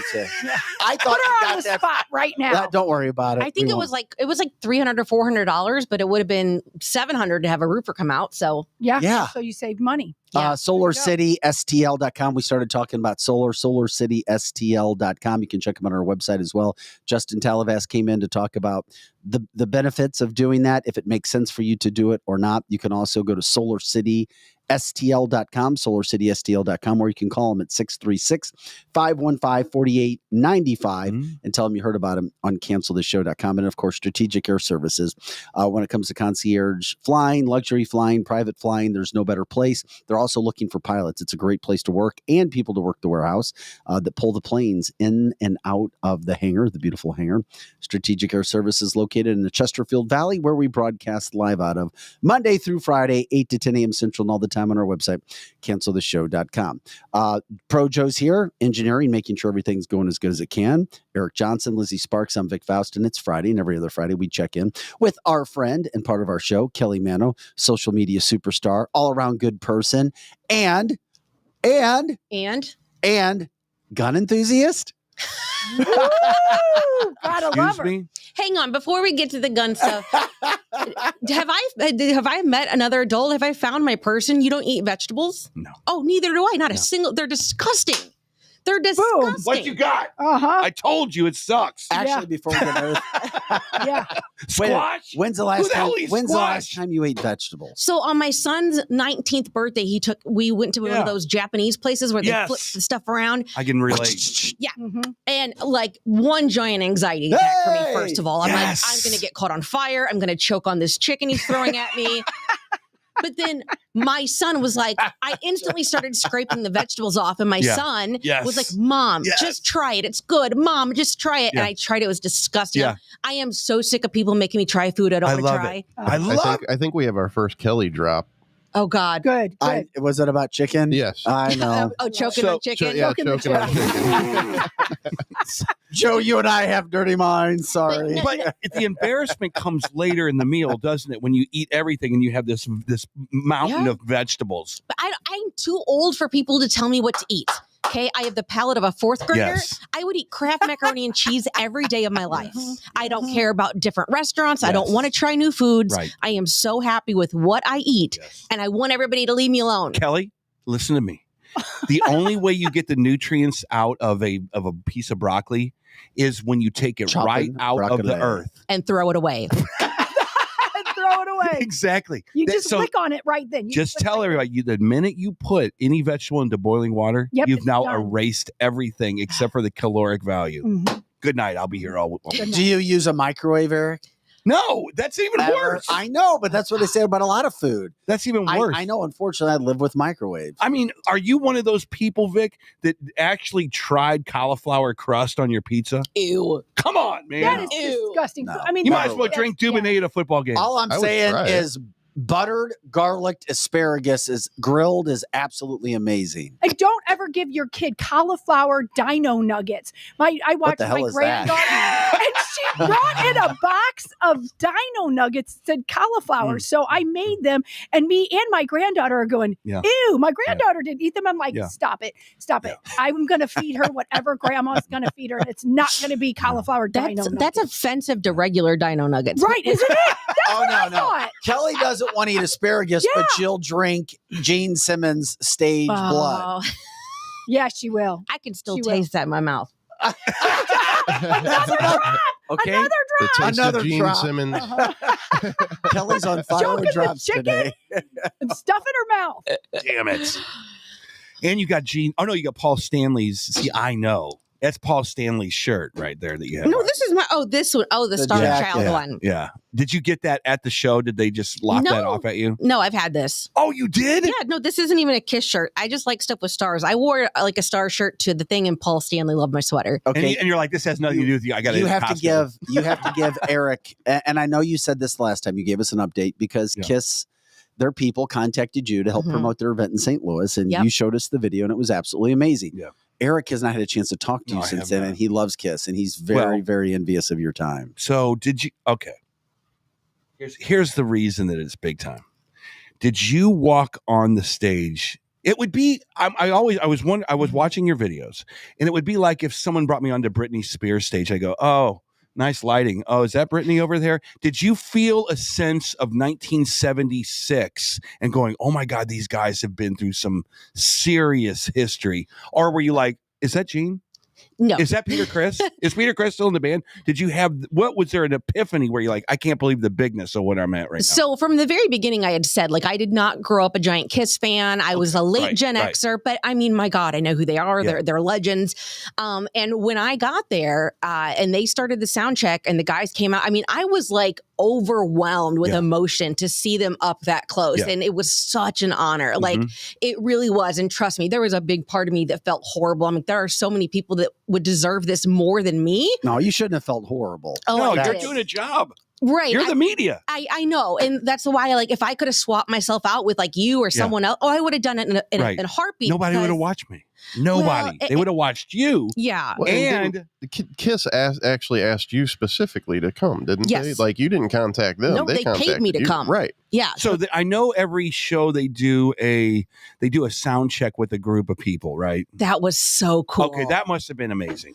Because they just walked out. I mean, and I was. Do you still have your video up as well from Kiss? I'm sure I do. Okay, like, I just wanted to show. I'm going to show a picture of that blood that you were eating. Oh my God! It was an experience like nothing else. Now it is an experience that you can buy, but it's like $4,000. Right. And one of my friends did, Sherry Stevener. I don't know if you saw her there or not. She's probably that tall, and she loves Kiss. I made so many friends. It was so much fun, and so I didn't even have a seat. You know how there's like, I thought we were going to be in the front row, but there's the front row, and then there's like a barricade, and then there's security guards. yards, and then there was me. Yeah. Like I was the whole show and sound check. That's beautiful. Like I could have crawled up on the stage. Yeah. They gave me complete access to everything. And so the guys came out, and I mean, they're different people with and without their makeup. When they came out, came out without their makeup, it was like Gene Simmons was like grandpa up there, you know? Yeah. And he's smiling at everybody, and he's throwing people pics and just having a great time. And then they went backstage, and then they came out as Kiss, and Gene Simmons was terrifying. I kept backing up because because of the wings and the whole 9 yards. Yes, and the blood, and I don't like monsters. Yeah. So then when he was like, bleh, sticking his tongue out at me, I kept like backing up. But he spit like half a bottle of water on my 16-year-old daughter's head, and she was She loved it. she was in heaven. I was like, you have to shower when you get home now. Yeah. Okay. Yeah. Mm-hmm. But it was incredible. So we got to do a backstage tour, and pretty much it was ridiculous the things that they would let us do. I mean, I got to try on Gene Simmons boots. Yeah. And which you probably couldn't get the whole thing in your leg, right? It went all the way to my hip. Yeah, it all went the way up from to your hip. My ankle up to my hip. And I don't know how they walk in those and not fall. They've been doing it since the 70s. My gosh. Yeah. And then, so there's a little tent. I got so much behind the scenes stuff. So Gene has his own little tent under the stage. I cannot find your video. I suck. I can kind of probably look and talk. Are you on Instagram or TikTok? Instagram right now. Didn't you get to I saw actually a lot of touch it. somebody's guitar or something that was like some sort of iconic guitar? I got to hold every single guitar that they had. I mean, there is nothing off limits. Like I was holding Gene's guitar right before he went on stage. But so if you go down to so hang on, Vic, if you go to my TikTok, you'll see Gene Simmons. He's literally the icon. Okay. So that should be the video. It. Thank you. So Gene has his own tent. So all of the guys do their own makeup, but they have somebody to touch them up during the show. And so we went under the stage where Gene's stuff is. He likes vitamin water and they had all this stuff ready for, that's where they keep like his sword that he dips in kerosene and the fire that he blows or whatever. Yeah. And they were mixing up his blood. Yeah. And I'm like, oh my God, is that his blood for tonight? And they're like, yeah. And I said, what does it taste like? Yeah. And he's like, there's only one way to find out. And I about crapped my pants. Yeah. I'm like, you have to be kidding me. Yeah. So the guy like drizzled it on me and my daughter's fingers, and we got to like taste it. And her tongue was like instantly red. I had like a little bitty dot of it. Yeah. It tasted like melted plastic. And then you got to see it up close later that night. Yes, I did. And you're like, that. I had that in my mouth. I had that in my mouth. She had that in her mouth. I am literally making notes of timestamps. But when we were backstage trying on like the boots and all that stuff, I mean, literally the guys are just walking around. Yeah. Like Gene wasn't back there, but I sent Joe. But Tommy's like back there eating soup, like in line, and he gave my daughter drumsticks Eric, right? Right. He gave my daughter drumsticks, and then we got to do like the actual picture with them, and that was intimidating. So it went from like we were hanging out, like eating soup with Grandpa, to taking photos with like monsters. Yeah. I do, and the photo's great because I guess we're supposed to look tough because I got the photo back, and all the guys in Kiss are like straight face. Did you find it, Joe? And literally, my daughter is like posing on the end with, the members of Kiss like a cheerleader. We're both like, hey. So are you going to do this more often? Like, let's say, I mean, I don't know that Kiss needed a lot of help, but there are bands that do come into St. Louis. They're like, I didn't even know they were in playing. I mean, is this something you're going to be doing more often? I think so, because I went through Live Nation, and it doesn't matter how big you are. The biggest band on the planet has to tell people they're coming. Yeah. You have to get it out there, and people are putting, money in like TV and, regular radio advertising less and less. And they're like, why would I put out this big, cast this wide net and hope we catch it when we've got this girl who's an influencer and has her bullseye on our demo. And so, it's just kind of shifting. How many influencers were with you that night? Did they have? I was the only one. You were the only. And they treated me. That's big news. They treated me like royalty. Yeah. I mean, it was ridiculous. That's big. Everybody knew who I was. Because they're social media people, you would have thought, let's find the top 5 people in St. Louis. You're obviously one of them. You could have been there with like another 10 people that says, if you take all of this audience, we just now reached 100,000 St. Louis and somehow. Yeah. And you're the only one. I was it, baby. Lizzie, that's big league. I know. That's big league. I could draw 10 people maybe. Yeah, and see, I would have been just falling all over too if I had been you, because I was that kid that was Mhm. listening to the Kiss albums. Yeah. And I just want to Loved say, it. like, it, like, honestly, like, I consider myself a thug. I don't feel many emotions. I don't thug. cry. Mhm. But I was overcome with like gratefulness and just to see them up close. And Did you have a chance? I don't know what their schedule's like, but did you have a chance to just kind of sit and just, hey, talk small talk kind of stuff? Or was it like, we could have, but I didn't really want to because I felt like everyone else was doing that. Like they all had like something to say to them or, so when it was my turn, I mean, I had already done so much. I just came up, took the picture and went, told them, hey, have a great show. when you were in radio, you've done that a lot, right? Oh yeah, no, Of course. But it's different. It's different, isn't it? Because you're representing Cumulus heartbeat. or your MS or whoever you're working for. That you are the radio station. I'm a walking brand of myself. Yes. So everything I do, everything that comes out of my mouth, everything that people see me do, has to be kind of in line with, Yeah, me. Yeah, it's me. I'm a walking, not Clear Channel, but Nope. me. I am a walking billboard for myself. That is awesome. So who was the nicest guy that you talked to? I know They that were all so nice. Gene's he talks very slow. And Yes. Kelly, it's nice to see you down there. Exactly. So they each have like, That's how we would be. they literally have like 80 guitar picks, like with double stick tape on their guitars. Yeah. And they go through like 100 a night at least. Yeah. But they were just fantastic. Yeah. I mean, Paul Stanley looks beautiful up close. I mean, his skin, I was That's like, dang, right. you look great. And He's a pretty man. He looks better now than he did back in the I think so, yes, he too. does. He's really he's pretty so now. pretty. And he had on these like bedazzled pants. And I was like, oh my God, I want those so bad. Mm. I want you tonight, your homework. I'm giving you homework. Okay. Go watch Kiss Meets the Phantom. Okay. Is it like a documentary? What is it? No. Kiss Meets the Phantom is a movie they did, and it was them versus themselves. Oh my gosh. So the You just start popping So up. the fake Kiss is after the real Kiss, and you got to Okay. watch it. And I think you're going to get a perspective of them like, holy crap, I was just talking to these guys. Yeah, trust me. It was there. It was in my heart. Like I said, I grew up with a Keishi dad. So even though I was, listening to, R&B and stuff like that, my dad had Keishi on in the car, in the garage. We weren't allowed to change stations. So because of that, I know a ton of, Kiss and ZZ Top and Skynyrd and all those things. Yeah. So it was the most amazing opportunity Good I've for had. you. I'm so jealous. Mhm. Here. Oh, is that you guys? Here's where it is. I wanted to show Oh, you this, God. Eric. This is them tasting the blood. Yeah. She's got the blood. Now, the next picture would be the blood itself. So that's Kelly actually putting that blood in her mouth, and her daughter, you can see the red on the finger. Yeah. It's getting ready to go into her mouth. That's his cup of blood right there, the black. Okay, let the me go. black. That's how they created Eric, right there. Let me watch this. Well, no, we just got I got the Oh, you pictures got the so we pictures. could keep it because the video goes so quick. What is the pink stuff all over the place? So that is like tape, like Post-it notes over his blood so that like nothing in the air gets in there. Okay, like like when the bartender puts a napkin over your Exactly. glass and you don't get roofing. Very cool. Yeah, that's Paul's tent right there. That's Oh, all that's his stuff. Paul's tent. No, Jeans. That's Jeans tent. Gotcha.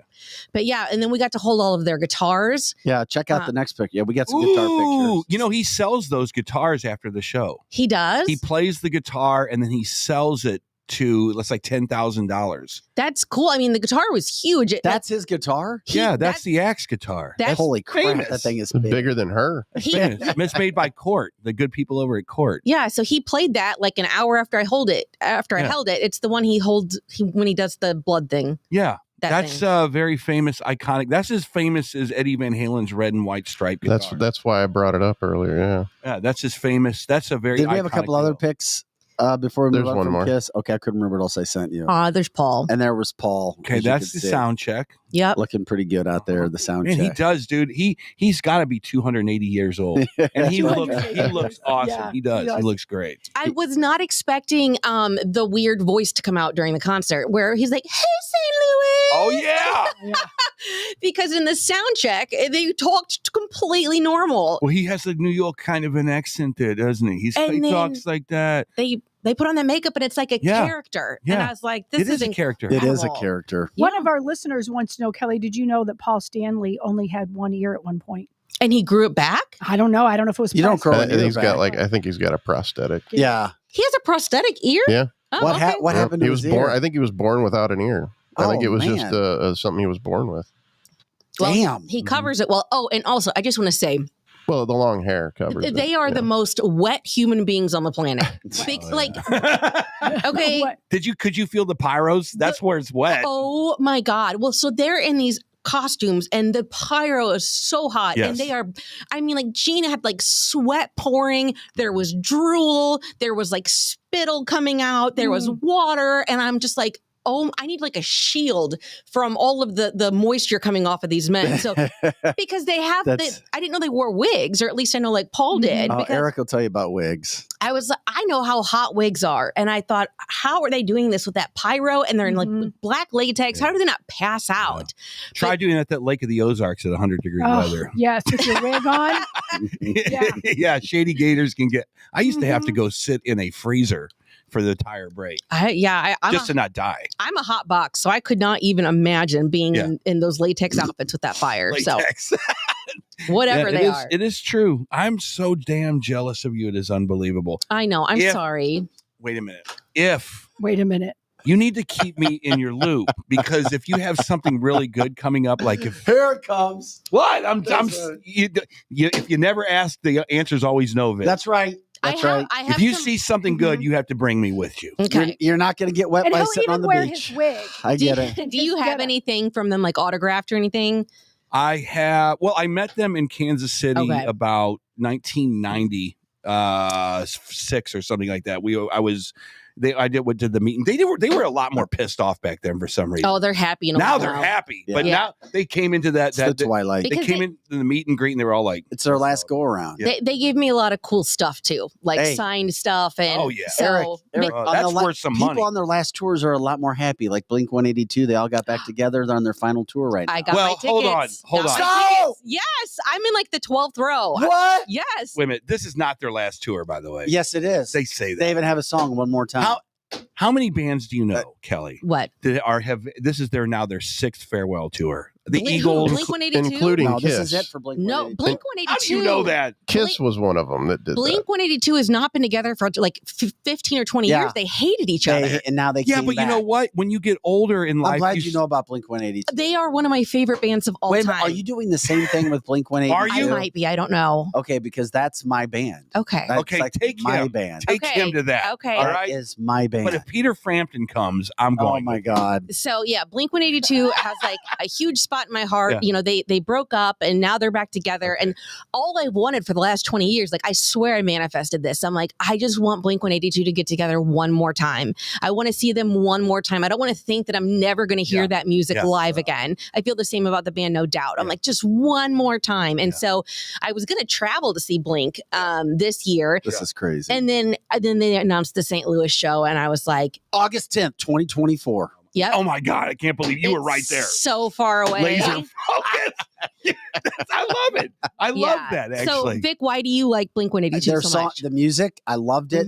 I was a Southern California vibe guy in the early 2000s. I loved that alternative music. They weren't the only group. There was another couple groups that came out, but then Tom DeLonge, after they fought, Tom was the lead singer, created another band, which I thought was even better, which was I didn't follow them. They were called Angels and Airwaves. And then they lost their drummer, and then their whole vibe changed. They tried to do a different drummer, and it didn't work. If they would have kept the same drummer, there's no way Blink 182 gets back together, because that band was having super success. Awesome. But the drummer leaves. I think he passed away, and it brings the originals back together. Do you know what I'm really concerned about? you can write a book, babe. I am a What the hell is this? Well, I just wanted to show Kelly that when you bring Eric, he'll have his wig and his No, I muscles will and not. all Oh my that. God, Lizzie, that's That's awesome. Eric. Oh, Lizzie. So I thought that's why you bring Eric. Okay.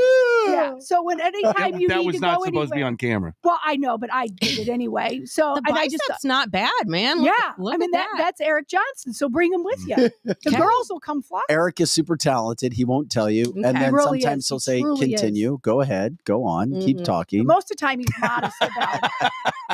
No, it's I love the That's our own very own Eric Johnson, Yes, Platinum yeah. Rock Legends. I love entertainment industry so much. There's things about it I hate, but it is true. if Blink-182 right now, Kelly, says that this is their farewell tour, I'm telling you, I'm telling you right now, it's not. In 5 years. Motley Crue is a great. Am I lying? Ozzy Osbourne, Kiss. I mean, they've all done it a million times. Motley Crue was on the biggest farewell. Yeah, but their guitar player may not be around very much longer to have. It doesn't matter. They already got a guy named John 5. It doesn't matter. Okay. It doesn't matter. All right. And Vince Neil can't sing. And he weighs as much as a house. I know, Blink. Yeah. And on top of that, Kelly, Nikki Sixx doesn't even play the bass parts. Oh my God. It's like PRL on crack now. But it's kind of like people just love buying tickets. Yeah. To things. Oh, my daughter just drove to, I think it was like an 8-hour trip, Omaha, Nebraska to see Motley Crue. Her aunt took her and she's 16. Yes. Well, she got to do something else really cool that we're wanting to show. Oh, okay. I want to show this too. Your daughter, how old is your daughter again? She's 16. Oh, she's not even 17 yet. Nope. When did she turn 17? Not for a while. I thought she was a junior. No, she's a sophomore. Oh, okay. And she got her first high school hockey goal last night in her game, by the way. What? With the boys, by the way. I love it. Wait a minute. Do you have video of it? I do. It's kind of crappy, though. It's not very That's good video. awesome. That's I hard. love it. Yeah, you can't just get a video of your kids scoring a goal. Can you send it to me? Mm-hmm.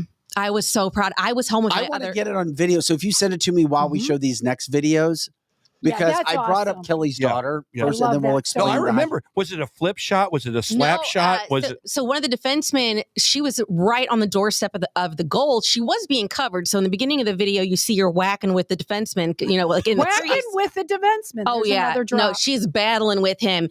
And then he just left her wide open. And so her defenseman shot it right at her and she deflected it. One-timer. The shot into the goal. One-timer That's right the in the best. goal. I'm sorry. That's the Put the best. biscuit in the basket. That's the best. Is Well, that Kelly. That's so cool. But yeah, I was like literally screaming. I was so excited. But here's what I love about you, That's Kelly, awesome. because you came out and I said, people, you got to understand, Kelly doesn't get into politics. No. And if you want to try to make her some hardcore conservative or very far left liberal, it's not going to work. Mm-mm. You're an individual, as people should be. Yep. Yes. And people shouldn't go, oh, we love Kelly because she does this or does that or doesn't do this or doesn't do that. Okay. You're not going to fit into everybody's exact category of everything. No, and it freaks people out. They're And like, okay, but so the video we show now, though, you explain you have been, and if you can explain why you got a gun when you first got a gun. yeah, so I've had my conceal and carry for almost 10 years now. I did not grow up with guns. If you would have told me, growing up that I was going to be a mom driving a minivan with 3 kids and carrying a Sig Sauer in her bra, I would have told you were crazy. Like that doesn't make any sense. Like, why would I need to do that? And then, my daughter was in first grade and I was her soccer coach. And it was like probably a week or two after Mike Brown was shot in Ferguson and all the riots were going on. And it was just a complete shit show. And because we played for the CYC Catholic League, we had to play at different parishes. And it just so happened that Saturday, our game was at a parish in Ferguson, and it was in the middle of all this stuff. And we went to our director and said, hey, the parents aren't really comfortable playing here. And he said, it's a church. It's the middle of the day. You're going to be fine. Go play. So in the middle of the soccer game, these 2 cars pulled up right on the field on the road next to our field. These 2 thugs, they start shooting at each other. Complete shootout. I mean, we were like sitting ducks in the soccer field. My son was up on the playground. He could see the guy's finger on the trigger. And they recovered 26 shells. So it was not like 2 or 3 shots. Wow. It's like a Hollywood movie. It was 26 shots. And at the time, having no idea what direction they were coming, if they had hit anyone. I didn't know where any of my kids were because my daughter had been on the field. And my son was on the playground and my littlest was with my mom on the sidelines. And I had to hope that they all got safe somewhere. And so that was on a Saturday. And I think on Monday, I went to Ultimate Defense in St. Peter's and said, I need to learn how to use a gun. And they literally started me with a rubber gun. And it was probably about a 4-month process before I was comfortable enough to start carrying. And so I did start carrying, and I take my kids to the range once in a while because I want to introduce them to it. And then when they're older, if they want to shoot, they can. If they don't have to. And so, yeah, I posted a little, we just had a girls' day because honestly, I had a crappy day and she had a crappy day. And I'm like, you want to go shoot guns? She's like, hell yes. Well, we're going to show 2 quick clips of you with guns at the range. This is great. I love to see you in a different environment. Are you fixing your hair? I'm posing.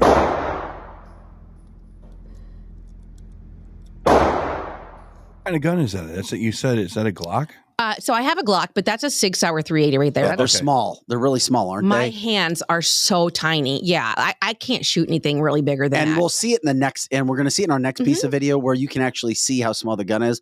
And I had a chance to see this, and boy, oh boy, your daughter, if you taught her or somebody else, they should do videos of her because she's outstanding. Oh, this is only her second time shooting. Wow, watch this That's video, awesome. people. Watch this. Okay, flat goes to the back. Keep your finger on the frame and keep the gun pointed down right here. You're fine. That down quick. Oh, now watch your daughter. Well, of course Watch her do She this. looks like she's in Look at her. She's a badass. I'm like not in gonna a lie. 70s awesome. detective show right there. I'm not. I mean, like part of her wants to go in like CIA, FBI when she's older, but she Just because of the gun?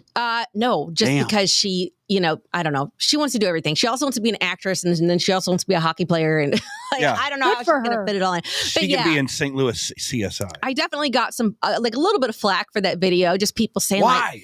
well, That's what I was getting at. so I think that everyone just assumes that if I show a video of me shooting a gun with my daughter, that I am a gun nut. They try to cancel. Well, Right. And I am not a gun nut at all. but why can't you proceed every conversation with the story you just told us about Ferguson? You don't Because- get that That's- much time. That's No. as legitimate as it gets right there. Yeah. Being educated on gun does not make you a gun nut. No, No, it doesn't. And you no. should.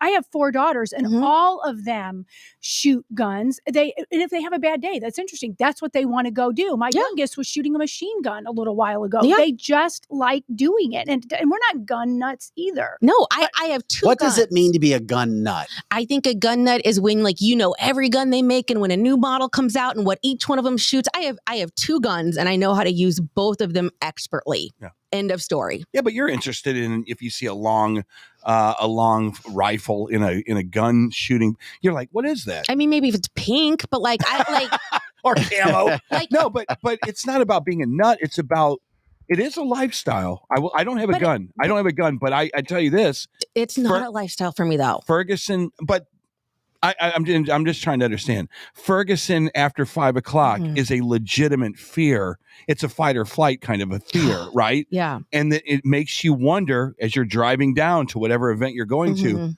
I don't have a gun in this car. Well, when I was laying on that soccer field, we flipped over the bench and we were laying behind it, and I could hear my own voice say, "Kelly, if you get out of this alive, I will never be in a position to not protect my Really? family again." So will you ever I go to was Ferguson so- and do that again? Oh, sure. Like I'm not scared of Ferguson. Ferguson's got some great parts to it. I mean, it's got some great Okay. small town qualities. It does. I mean, yeah, it really does. It got such a bad rap with what happened, but it's kind of like a split town. But I am not any more scared to go to Ferguson than I am to go to a mall or go anywhere where there's people. That's why I don't like being anywhere that I'm a soft target. I won't turn my back to a door in a restaurant.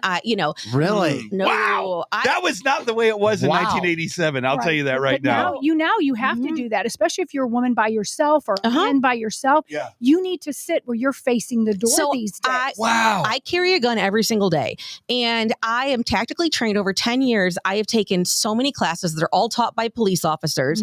So I have taken, at least 10 or 15 of these scenario classes where you go in with a pellet gun, and there's actors, and they set up a scene. They set up like a fake convenience store in the back of the shoot house, and they're like, "Okay, this is you. That's your husband. You guys are going in to order Mexican food. Go." And you go in, and I'm the only one who doesn't know what's going to happen. And then a scene unfolds, and I have to decide if I shoot or don't shoot. Oh, And then I did this. I did in St. Charles with police. yeah, I did a mock one, and like 6 kids died on my watch Oh, because you yeah. have to make quick second you have decisions. to, and that's how you learn. So after every scenario, That was a fake kids dying, by Yes, the way. every- but you felt like you actually were responsible for 6 lives lost. after every scenario, the officer sits you down, tells you what you did right, what you did wrong, what you could have done better. And I've probably taken like 15 of those classes. I've taken low light shooting. I've taken single-handed shooting. I've taken defensive handgun. My whole house is like Fort Knox. Like nobody can get in. So Yeah. I just, I wanted to use that video to show people that You can be a mom and you can be a non-gun nut and still be educated. And what's wrong with being a gun nut? I'm a guitar nut. I'm a pizza nut. There's nothing wrong with being a gun nut. The problem is that gun nuts and then gun haters, all they do is fight. And so I don't think gun nuts are relatable to all the people in the middle who aren't really sure. So I wanted to open up a conversation for people to say, hey, look, I'm not a gun nut. I just want to protect my family. You're a law-abiding gun owner, which is what the majority of the millions of Americans who have guns are. Yes. The overwhelming majority. Yes, we are the 80%. You take any issue, whether it's guns, it's abortion, any political issue, you're going to have the 10% on the right that are extremists, the 10% on the left that are extremists, and then the 80% in the middle who are like, let's talk. Let's talk. Let's talk. I'm willing to compromise.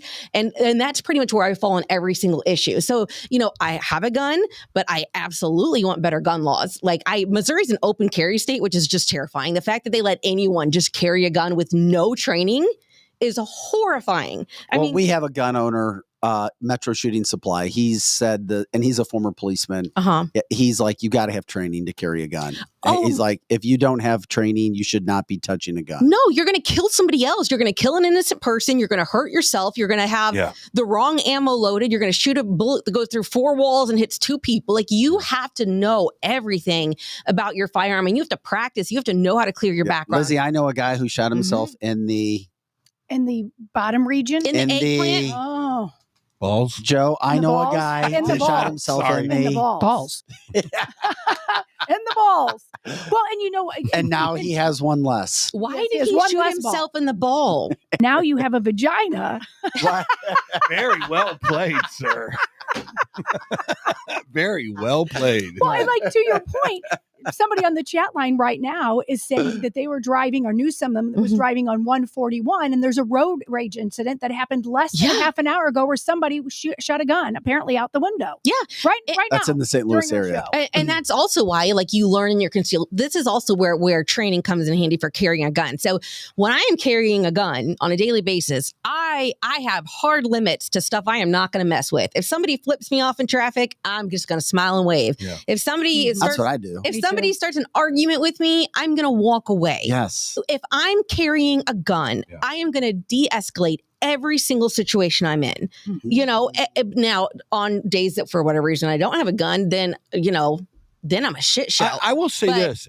But I'm very, very disciplined. So 2 days ago, and I can show you pictures if you want, my lighting guy from PRL, second time went to IKEA. Second time he had his $80,000 car destroyed in the parking lot at IKEA. I can show you pictures. Yeah, I don't go down. Okay. You don't go down Eric's to IKEA. talking about IKEA in downtown St. Louis. Correct. Or was it technically Midtown? Yes, I don't know. That area is what they call Midtown. Yeah. It's right by the Foundry. No idea. Yeah, it's called Midtown. But he was destroyed. But what kind of? It wasn't a Dodge Charger. No, this sucker was like Tesla. No, this is like a brand new GMC, the big boy. Oh, it was. okay. It was. And how did they ruin it? Smashed the windows, opened the doors, bent the doors backwards, yada yada yada. Wow, the whole 9 yards. Yeah, the second time there. Yeah. So my question, and again, this come from a non-gun owner, not because I don't want one. It's just that I feel like I don't need one. Maybe I have this Superman complex, or bring it kind of a thing. Right. You know what I mean? And so many shooting situations is just wrong place, wrong time. There's so many situations. Are there situations, because you're a celebrity now, your wrong place, wrong time could be anywhere. But for for most people, do you make a conscious thing like, oh crap, this? And I'm not. This is an important question. Do you say, I really don't want to be in the middle of X in the middle after 5 o'clock? Oh, yes. I mean, seriously. Oh, yes. You understand what I'm saying? And I don't, my big rule is I never tell anyone where I'm going to be online. So even if my daughter's in a play, I'll post the poster, but I'll take off the date and location at the bottom, and I'll say, hey, Libby Lou's going to be in a play. If you want to come see it, message me. And that way all my friends and family can see it. Because, if I say where I'm going to be, then people try to run on it. I even messaged Vic one day. I'm like, hey, if anybody ever messages you and just asks for the address of the radio station, just say no, because, you just never know. I've had crazy people out there, but what if you were put in this situation, Kelly? Because this just happened in New York yesterday. A guy on a subway took his gun out, fired 2 shots to stop a mugger from mugging a 40-year-old woman on the New York subway. Now he has all kinds of charges being brought against him. No, you can't shoot someone unless they He didn't shoot them. They were just warning shots, but he shot him inside the sub. Yeah, you're not supposed to fire a firearm unless you absolutely have. Do that in the subway. But when they got to the guy took off. This was at an entrance in and off. So the 40-year-old guy took off, and she was so thankful. She's like, "You saved me." And she was back.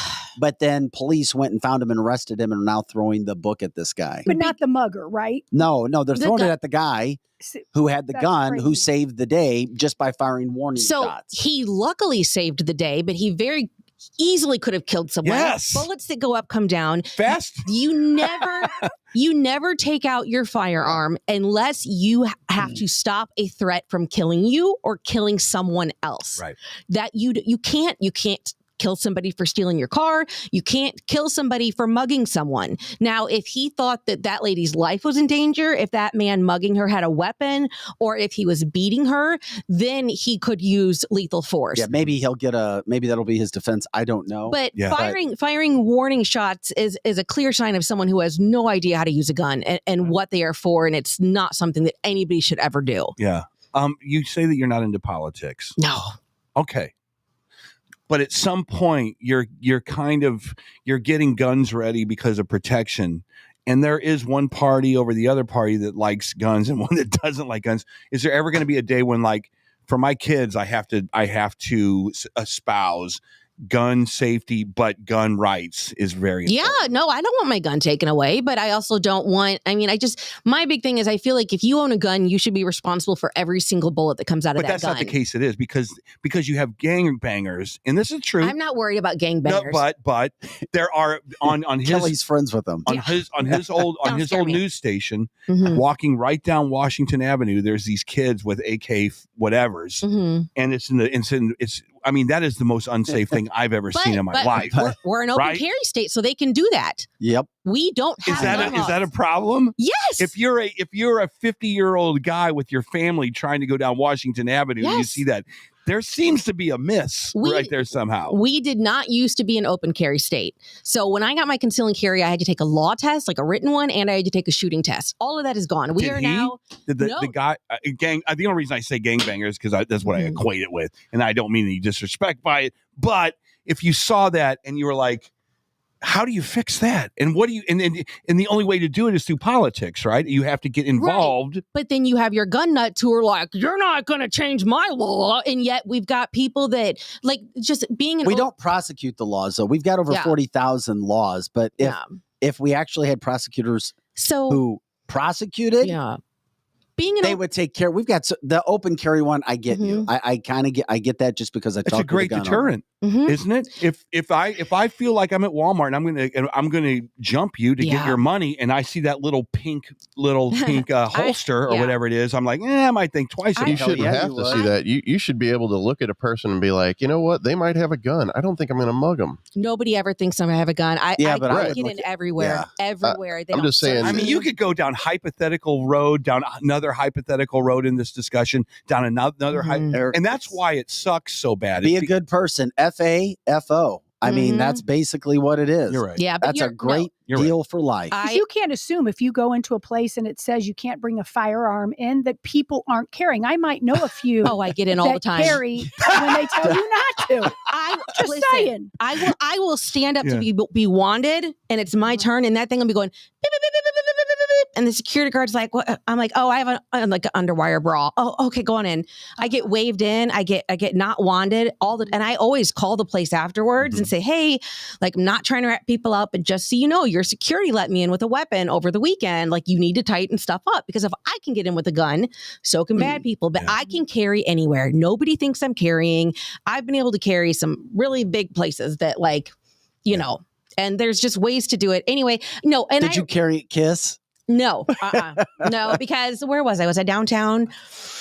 Yeah, because then if they find it, I got to walk it back to my car, and it's too far, and it's downtown, and I'll get shot just doing that. Where do they play at? Where were this? Enterprise, I think. But no, I don't like politics. Vic and I have a conversation about this. Like, I am so unbothered by big things going on in the world. It's ridiculous. Yeah. Like literally the world could be falling apart. And I'm like, did Taylor Swift sing a new song last night? Well, I think that's how most Americans are. None of it bothers me. I think that everyone's an idiot and I just keep to myself. So. But do you want the country to be going down idiocracy land? I don't. It's not my problem. But that's she has not chosen that. I actually think it would be kind of fun. Drink Gatorade all day long, just sit and watch TV. But here's the other thing, though. You have people because, once again, you didn't set out to be a social media star. It happened. No. And now you're there. And you have companies that come and want you to represent their products, and you do a damn good job. We showed you, selling bras, and I'm sure you're doing a good job at selling bras. God, and I have another bra ad coming up. So, baby. Good God. Is that the only thing you're doing sponsored ads for right now? No, I got a ton. But here, I wanted to show your website of all your shirts. So we're going to show your website. Show me in a bra again. No, this is, okay, explain your website, what's going on, because when you become big, people try to mock your stuff. They try to rip it off. So the amount of sleep I've gotten in the last 24 or 40 hours has been nothing. So I have been working with my agency. So I am with a management company and an agency. I've been with them over a year now. And I said, hey, we should make merch. I've got this big audience and I've got these ideas, right? And so I want to do these Gen X shirts, and my team is like almost all like younger millennials or like Gen Z, and they're adorable. I love them, but I know that they think I'm a dinosaur, and I know when we get off our Zoom calls, they're probably like, "What the hell is wrong with that girl?" But we launched our Gen X shirts. They're called Gen X Shit shirts, and each one has like the logo on the front, but they each have something different on the back.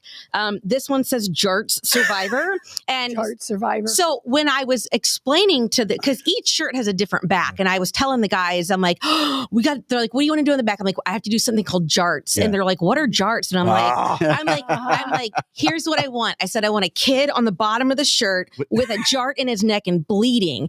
And it was like crickets. The Gen Zs and millennials are like, wait, is that a joke? And I'm like, no, it's a thing. Like we tried to kill each other with jarts and it'll be funny and it'll sell really well. Yeah. And they're like, we need to have a talk about this. So they came back and they're like, we can't have a kid stabbed in the neck on our merch, but they let me get a pool of blood at the bottom. Oh, okay. Good compromise. I was wondering what that was. Yeah. I didn't know. Like it. Hey, can you hold that up for Joe again really quick? Because I had him on, he was using the website. Now we can actually get a shot and show people the bottom of the shirt. That's awesome. My God. That's awesome. And don't you all know somebody that's gotten hurt? My dad got stabbed in the leg and was bleeding all over with a the jart place at a barbecue. Oh, yeah. I have a full set of jarts, a full set of vintage jarts, and we play it every year. My kids play it on the 4th of July. Perfect. So, love it. I mean, do you guys just sit in a room thinking all the stuff that happened in the 80s and the 90s? That's all I do for a living now is just, because we're going to come out with new shirts every month. Yeah. Can you buy the shirt that you're wearing? Yeah, this is the one I'm wearing. It says older than Google and we don't like any of you. Okay. There you go. I love it. We're older than Google. We don't like any of you. Gosh, that is so true. What about the Gen X shirt you're wearing? So that's the one. That's the older than Google one. And if you go on my website, it's called the search engine shirt because we don't want to get sued. So it doesn't say Google shirt, but it says the search engine shirt. Yeah. And then basically, so I was supposed to launch on Thursday morning, and so I was going to open the site at like 11 p.m. the night before, and my team is like, Kelly, the whole site got taken down. I'm like, what are you talking about? They canceled your site? They don't know if it was like a hacker that got in. They don't know. And they were like, we are not going to be able to do this tomorrow. And I put my Gen X foot down and said, you're going to rebuild it then. And God bless them. They stayed up all night, pulled all-nighters, got the website up and selling. And I was expecting knockoffs, but like, there are so many knockoffs and they are messaging all of my followers. So these bots can see all these people that are like, oh my God, Kelly, I want a shirt. Where do I order it? Joe, I sent you a black shirt. That's a bad one. And if you see it, let me know. And then we'll pop it up in regards to what you can. This is. Yeah. So it's bots just trying to make money off your site. Like literally within probably 8 to 10 hours of me showing the front of the shirt, there were fake shops that popped up. And unfortunately, the Gen X audience is not super tech savvy. So a lot of them got got screwed, got had. So then I'm dealing with, my followers and I'm like, God, this sucks that you got screwed like this. And then I'm trying to find a way to tell everybody, okay, this is the right website. Yeah. And then my company's trying to like rebuild it. And it has just been 48 hours of chaos, but the shirts have sold incredibly. And we're going to come out with like hoodies and probably like V-necks down the line, but we're starting with just the 4 basics. And yeah, they're available at finally I just forwarded kellymanno.com to my Gen X shit shirts. You know what you need to do? We need to find someone who can develop you like a Superman outfit that has, instead of the S, an X. Yeah. Yeah, that would be Gen X. I'm done, ladies and gentlemen. You're Good night. done. Good Don't night. forget Good to night. Eric's done. I'll pay you royalties Yes. for that. But yeah, so we're going to be coming out with different shirts every month. Yeah. The Gen X shit will always be on the front. I found it, Joe. I just emailed it to you. Yeah. And there will be different. I've got like so many ideas for the backs of shirts. Like it's just never ending. But if you guys want to order one, go to kellymanno.com. That's the easiest way to find one. Don't buy any of the fake ones. kellymanno.com and you're good. If you want to do one with a quote on it, we've Yeah. got Eric's, one of his famous quotes is from bouge to hooge. From bouge to hooge. Gen X. That doesn't work here. That doesn't work here at all. But it's a good one. I wanted to do like that one's not mine. Yes, that's the one. Do not I would- buy a Gen X shirt that's black. No, I got a black one. Oh, The thing is, they copied it exactly. Well, then how do they know? Because they saw me wear it and say, I'm going to start selling these shirts. No, but how would people know? Because they got to get it from your Well, it's official how do site. people Go know directly to your Coca-Cola? site. They do that to every brand, every trademarks brand. But Damn. literally, but I expected the copies, but I did not expect them to reply to all of the people, all of the hundreds and thousands of people under my videos and say, oh, here's the link to Kelly's shirt. So it's like, no, that's not my link. Awful. Yes. Yeah. So I didn't expect it on that level, but yeah, they copied it almost exactly, except for mine's better. I wanted it. I did it after like the MTV logo. Yeah. I wanted like the block letters That and was like really cool. mhm. Really You know what you cool. should do is get on the back. You should have like it should say our makeup was better than yours, and then have a picture of Poison. Poison. There Well, you go. see, I think There I'd you have go. to pay Poison money for that though. Screw them. Yeah. We steal from everybody. Pretty much. Pretty much. No, I'm just. I would love to just sit down like at Firebirds one night with you and just like scribble out as many of those things. Who are you You're rep- right. It's amazing we're alive. Yeah. So who are you Right? representing right now if you want to give them a shout out because you come in and spend time with us? I mean, because you represent certain products. I don't know if there's anything you'd like to give a shout out to besides the bras. No, I'm good. If anyone just goes to like my TikTok or my my Instagram, because a lot of my accounts that I work with, they're not local. They're all over the country. So just go check it out online. I've got more stuff coming out. We need to go ahead and show a goal. And you got the goal? we got your daughter scoring her You got first it. Yay. varsity Yay. hockey goal, and we'll play it a couple times so people can see because it's kind of crooked. It's very grainy. And you told us this would happen. Yeah, but this is a big deal because she plays varsity hockey with She plays boys. junior varsity, but she with plays with boys. all boys. So she goes to Francis Howell, very, very talented hockey club. I mean, yes. The fact that she even keeps up with the JV boys is great because these boys have been playing since they were 4 years old and they're on That's awesome. AAA teams and this and that and everything else. And she is in front of the net in the blue, and then she's battling with the guy in white, and then he leaves her open. She stays on the doorstep. She just scored, so we're going to show it again. Yeah. Aren't they? They're coming back now after scoring, maybe? Here's the Yeah. pass, there's the deflect, there's the shot, and there's her little celly. And then there's the guys coming to hug her. Nice. Oh, so cool. So cool. Which, I mean, she's really starting to earn their respect because, I mean, the first couple practices, nobody would talk to her. I'm sure. Like, it was just like she was an alien.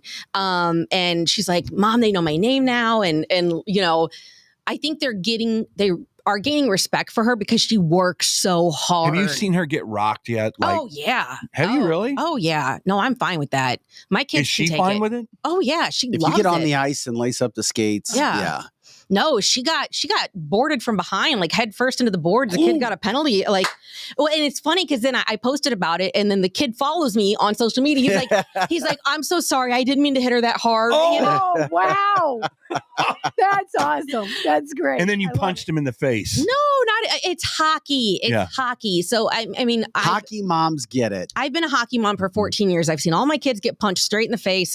It's not a problem. Like the only, I mean, once in a while you'll come across a play play where somebody's really trying to hurt your kid. They do something dangerous. Like one time, and this is why I don't sit with the parents anymore. So I don't sit with the parents at hockey games. I stand by myself at whatever goal we're shooting at, and then I go down to the other end, because standing by hockey parents who are idiots and don't know the game and get all mad. But it was my son's, probably, he was like 6 or 7 years old and he was playing, and a kid cross-checked him in the neck with his stick, which is super dangerous. Got him like right up under the like the Adam's apple. And I was in the stands with the parents. I lost my shit. I went over to the visiting the thing, stood in front of those parents like a crazy person, and I'm like, whose kid is that? Whose kid is that just did that? Because I'm going to kick your ass for raising an asshole. And I mean, I wanted to fight the whole crowd. They had to drag me away. And I thought, Kelly, if you're going to let your kids do this sport, you can't be by the other parents. Because if I can hear them and see them, because they talk shit about your own kids, and they talk shit because it's a girl, and they say horrible things. So I love hockey. I always watch the games by myself. Where's the next game? Sunday. She plays on Sunday night. Where's that rink? Is that Mary or she plays all kinds of because that had the Blues emblem. Is that their practice facility? Yes. So that was at Centene. That was in the barn outside. This is our outdoor rink. It's really cool. Beautiful out there. Yeah. Cool. And so the thing about hockey, Vic, that I didn't realize is they play late at night because they only have a certain amount of venues. Ice time. Yeah, that's right. You know what I mean? Yeah. Does your daughter have her own? Does she dress in the girls' bathroom? So she has to dress. Great question. So she had. It's a running joke. She has to, and there is also a girl backup goalie. So, so she gets dressed in the birthday party rooms. Like when you go in like an ice rink, there's like locker rooms, and then there's like birthday party rooms for kids. Yes. So she goes in the birthday party room, gets dressed, and then goes and waits outside the locker room of the boys. And then when the coaches come in, she comes in for the coach meeting, and then after the game, same thing. She's in there for the meeting, and then she goes back to the birthday party room. Makes sense. So it's a good compromise because she wants to be in there for, for the coach talk, but nobody wants to be in a locker room with 15-year-old boys. Do they have all girl dead on hockey teams? They do, but it's not very. So that's honestly why she was playing, is because her girls team had collapsed. They didn't have enough girls. So in the Midwest, you go up to Minnesota, they have full girls teams. They have girls leagues. And in Michigan, the whole family plays. So, but here in Missouri, I live that life. Oh yeah, here in Missouri, we don't have that option. So the girls, so sometimes they'll play on an all girls team in an all boys league. Like that's what my younger daughter does. And then sometimes if they can't find an all girls team to join, then they have to play with the boys. And that was, her own, but we're working on it. We're working on a girls high school league that, under Misha? No, it's not under that. That would take a long time. It's the United Hockey League. And I mean, I really think that when my girls are grandparents and they're going to tell their kids, like, back in my day, like, I think there's going to be full girl hockey leagues by then. And they're going to get to say, like, well, back in my day, like, I had to play with the boys and I pioneered this, and I, and it's not ideal for her to play with the boys. Like, that's not. Is she on what line is she on it? How does she get rotated in? Is she she completely even.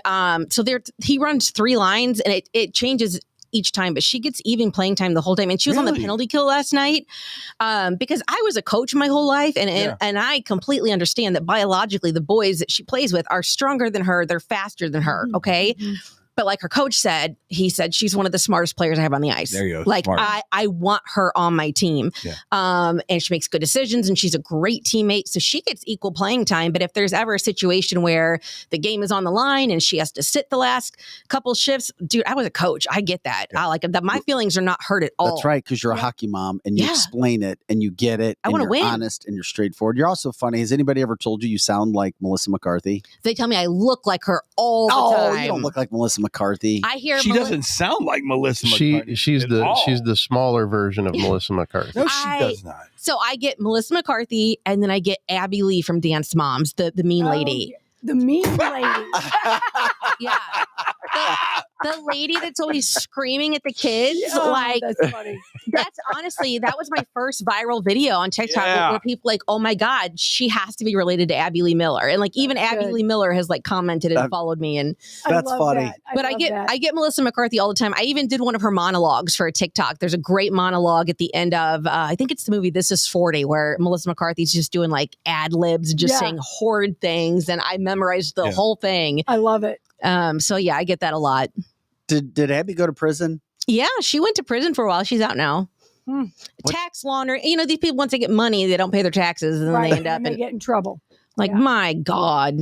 Yeah, you got to pay your taxes. It's so funny. We're conditioned to do that. I have a father-in-law that he's literally on death's bed, and the only thing we could make out of it is my personal property and my income tax are due, and I don't want to die paying my taxes. And I'm like, oh my gosh, it shouldn't even be a problem. But that's how you're brought up. Yeah, that's how you're brought up. That's how you're brought up. Right.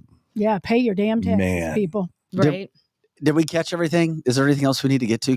I can't remember, Kelly. Did we? No, I don't think cover it? so. Do you guys have anything exciting going on this weekend? No, football. I'm coming to the hockey game. I want to see your daughter. Come Sunday night. I'll tell you where it's at. I want to see her rock somebody. That would be so. So I got to see that. So she hits, but she's got a lower center of gravity, and she's smaller than everybody. Yeah. So her hip is like at their thigh, so she can really tomp somebody over. Yeah. But she's not overly aggressive because she knows, like what you do, you get back. Like you punch them in the face, they can punch you in the face. Yeah. So she's not there to be like. No, Gretzky never hit anybody. I take it back. Gretzky never. A lot of people think that female athletes like do boy stuff are very much like, yeah, look at me, I'm a badass. Yeah. And honest to God, Lucy just wants to play the game and like fly under the radar. Does she watch a lot of Chelios and Tony Twist videos? No, but she's obsessed with Jack Hughes. She's obsessed with the whole NHL. She goes to the games. Jack Hughes is one of the younger superstars in the NHL. Yeah. Hey, did you see the guy that died? That whole situation. Oh yeah, the net guards. I mean, honestly, like that is just. We showed the video here. There was it was a former NHL player skating in. A defenseman skated in, kind of got hit. His leg flew up. The question was whether he launched his leg up on purpose or didn't. The blade, the blade against your throat, no match. No, and he unfortunately died. This is not the first time that's happened. We've had high school kids die from this, and hockey is the only sport where you lose safety equipment the better and bigger you get, right? Because when they're my kids' age, they got a face cage and a visor, and then all that stuff comes off. And good for TJ Oshie, who I just adore. I think he's one of the greatest players in the NHL. He came out for the first time ever in an NHL game wearing a net guard, which as a parent of youth hockey, you know, why is that not standard gear? I don't know. And I get for the grown men, they can make their own decision. But as a youth hockey parent, the net guard is optional. And a lot of the kids don't want to wear it because nobody else is wearing it. You know, but Gary Unger didn't wear a helmet, but everyone else in our NHL wears a helmet. Slowly but surely, sometimes you adjust to those things. I mean, of all the things that you would want to protect, wouldn't your neck be the first? Yeah. Like my daughter who plays with the boys doesn't wear a neck guard, but my younger one does. She won't go on the ice without it. So my son didn't play with one. It's just a thing. People just need to start wearing them. It's that easy. I mean, they're already wearing all this other uncomfortable equipment. Why not just throw on a neck guard? You know. Hey, before we get out of here today. Do you remember your little Melissa McCarthy from This Is 40? It is. Do you remember? Could you do it? Somebody was asking. It's filthy. It's filthy. Okay, it's a Friday. 40? Give us a little filth. Do it. No, it's really bad. Can you bleep yourself out? Yeah, just go bleep when you're supposed to say a bad word. Like, do you want me to like? Yeah, do it. So let me think. So she's sitting in the office with the two other parents, and she's like, "You're going to sit over there all fancy pants with your Vidal Sassoon haircuts." And she's like, "You know what I want to do? I want to gut you open like a fish. I want to get a pickup truck and tie both around your fucking necks and drive you around town."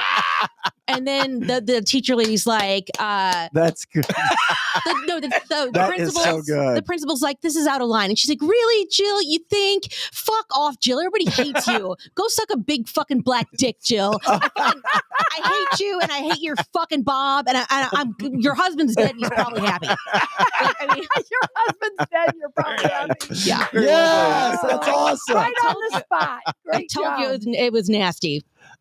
It's not nasty. That's kind of the way they talk these days, man. Right? I'm serious. Yeah, it's at the end of This Is 40, and she's just going on and on. It's like this generation, everyone's a Karen. It is the truth. I'm sorry. It is. Last night I was at a furniture store and I heard this lady going. She goes, "Oh yeah, I'm always mad at my husband." And she was on the phone with somebody. I was like, she goes, "Oh yeah, I told him he was an XXX." And I was like, that's how women think now. They're just. This is your era Not to be. all of them. Well, no. Look, and I'm not saying there's anything wrong with it. This is your era to. Not everyone's era, but being a Karen is something. Look, it's a badge of honor. Here's the thing. I was the kid who kicked Karen's ass in high school. Okay. we didn't all East Side. we didn't all grow up like some of us are Brendas. We are badass bitches. Okay, I like that. We still smoke Marlboro Reds, and we will fight you. I don't care how old I am. Yeah. So there's Karens, but then you got there's the Brendas, and then the Tammys. Like I've got a whole like list of names in my head. The Tammys too. Yeah. Mm-hmm. Nothing worse than a Tammy. What is? Are there any? I can't even say this. I'm going to just shut up now. Now Have a nice you weekend, gotta everybody. say it. Okay, now you have to say it. The day of the Stepford wife, that is completely over, isn't it? The day of the wife that is the matriarch of the family, that their job is to keep it. Those days are long gone. It's still there. Is it? It's just more in like Kelly's the matriarch of her family. But at the when I say the matriarch, I'm talking about the visual of the Stepford wife. They're always put together. They're always getting the kid off the bus. They're never saying anything bad to the neighbor. Well, maybe there in are public, some still like that. But then there's public. then there's like me and my neighbor and Lisa, and she's just like me, and we're like catcalling at guys trying to like exercise in the neighborhood. See, that's right. Like our neighbor is married to an NHL player or an NFL player, and he comes over every holiday, and we're like, oh God, he's gonna bend over. And like, okay, and no, that's so sexist. I feel violated. You think that's bad? So bring it on. There's a guy who used to ride his bike shirtless every morning when our kids were at the bus stop, and we would be like, woo! Yeah, baby. One day he came out with a shirt on and we booed him. Yeah. A 0 out of 10. We're like, boo. And he's like, it's 40 degrees. Yeah. You don't care. So no, there are women now like myself who treat men like a piece of meat. And you beat me to the punch. We're trying to balance out the Karens. But I mean, everybody just do your own thing. I don't mind people who want to be a Stepford wife. That's cool. Yeah. If you got a husband that takes the reins, runs the family, and treats you well, freaking good for you. Eric, as we go, she loves Nick Bosa from the San Francisco 49ers. God. I know. One day he'll be on tour and you'll be able to introduce him. We'll figure it out. I don't want to meet him. I just want to see him naked. She doesn't care if you don't want to touch him just a little bit. I mean, that'd be a bonus. That'd be a bonus. Eyes up here. Eyes up here. Her eyes would go down there and just touch a little bit. Whack off your penis. What? Touch him a little bit. You just want to touch him a little bit. A little bit. Yeah. I don't whack off your penis. I don't know if you guys. Perfect timing. It's Friday. That's what we do on Fridays. It is. We talk about penises. Yeah. We do every time I'm on here, it seems like. It does seem like years ago, you would never talk about a penis. I remember as a kid, you could watch a show and you could see boobs and stuff, but you never saw the penis. It was like, I used to say to my mom. Steve Perry. Look at any Steve Perry video from 1984. And you can't see that sucker was all over the place. Yeah, and I would say to my mom, look at the boobs, but there's never a penis. You just unlocked a core memory for bring me. up Steve Perry. What the hell? Give me a camel toe shot. All over the place. Steve Perry in his mom jeans back in 1984. Wait a minute. You just unlocked a core memory for me that's probably going to be a new t-shirt. Do you remember growing up, there was one naughty channel that was scrambled, but you would turn it on and you would just like look. Cinemax. Is that a boob? Cinemax. I see a boob. Wait, Cinemax. What's that? Oh, that's a butt. Like you would try to look through the scramble. I saw TNC maybe. For sure. And you would look, and I remember that's literally what I remember saying to my mom. It was the naughty channel. You can't ever see the penis, and it's all mixed up and stuff, and I just had a problem with that. But we would watch the scrambled, porn channel, and I'd be like, oh, was that a boob? What do you see? Like, Okay, now they're rolling in. Aaron says Spice Channel. Chris says Skinemax. Spice Channel. Man, and remember HBO? It had the big HBO that would it would float into a thing. Yeah. We were too poor for HBO. I never had that. Yes, no, we were broke. We never had HBO or anything like that. We just had the scrambled porn channel. Do you remember back in the 80s? You're too young for this, but there was the one kid that could open up your cable box and get you all the channels. And he knew how to do it all the time. My dad would get so mad because he was very honest, and there was a kid in our neighborhood that would go open our cable box, and we would have all the channels, and my dad would be like, hell, I missed out. Lizzie, you're stealing. I know you were behind that. And I'm like, it's not stealing. It's right here. You just opened the box, Dad. My family stole cable for like 20 years. when we finally got caught, my dad was so pissed. He's like, damn it. I'm like, Dad, it's like $29 a month. Right. Oh my God. Eric, look at the screen. You asked for this. What's that? There it is. Oh yeah, he was the nutless wonder, but he was the nutless wonder. Where is his? That's a He was like a reverse penis. It was like it was weird, but it was definitely noticeable on every Journey show. I remember that. That looks like a moose knuckle. Like moose knuckle. That's moose right. knuckle. Yeah, I guess because guys, let's be honest, for millennium, the one feature that guys have always kind of right on is the chest. It's the breast, right? Right. It is just something that's there. You can have you guys don't have it. You can have the greatest mind in the world, greatest personality, but a guy in nature still looks at and goes, "Damn." Women have been talking about penises more and more lately. Oh, and it's not just lately. It is freakishly weird. Oh no, we talk about everything, especially if you're an ex-boyfriend. We talk about everything. And honestly, there's like a lot of misconceptions, I think, about. I know women do this because I've been told women do this. And if you're really bad to a woman, she'll really talk bad about you. Well, I had a friend the other day that said, if he talks about my weight, I told him not to. And if he doesn't, then I won't talk about the size of his penis. Oh, I want to tell you something right now. I got in a lot of trouble. And then I got in a real lot of trouble. Christy, my girlfriend, I'm a guy, Vic. You better side with me, right? You better side with me right here. You're definitely a man. So guys are are having a hard time bringing the locker room chat that we've done forever into your relationship chat. And all I said was, man, I am so excited. We're getting a little puffy. It's time to get back in the gym and let's get going. Yeah. And she took it as I was calling her fat. Yeah, you can't do that. You can't do that. You can't do that. That was a no-no. Dead man walking. We do that in PRL all the time. It's like, guys, gotta step up the stage gear. Come on, man. Let's get back in the gym. Girls are already so conscious of our What do you mean by Don't call us puffy. Yes. Yeah. I am now in like day 5 of being in trouble for that I bet one. you are in trouble. Good for you. Good for her. Good for her. Yes. You don't say that shit. I was expecting a high five, like, yeah, let's go and rock this thing. She will get in shape when she wants to get in shape, not when you think that it's time. Eric, for yourself. She's like I'm not puffy. Eric, she's a stick. Eric, she's a stick. I get you. I get why you said it.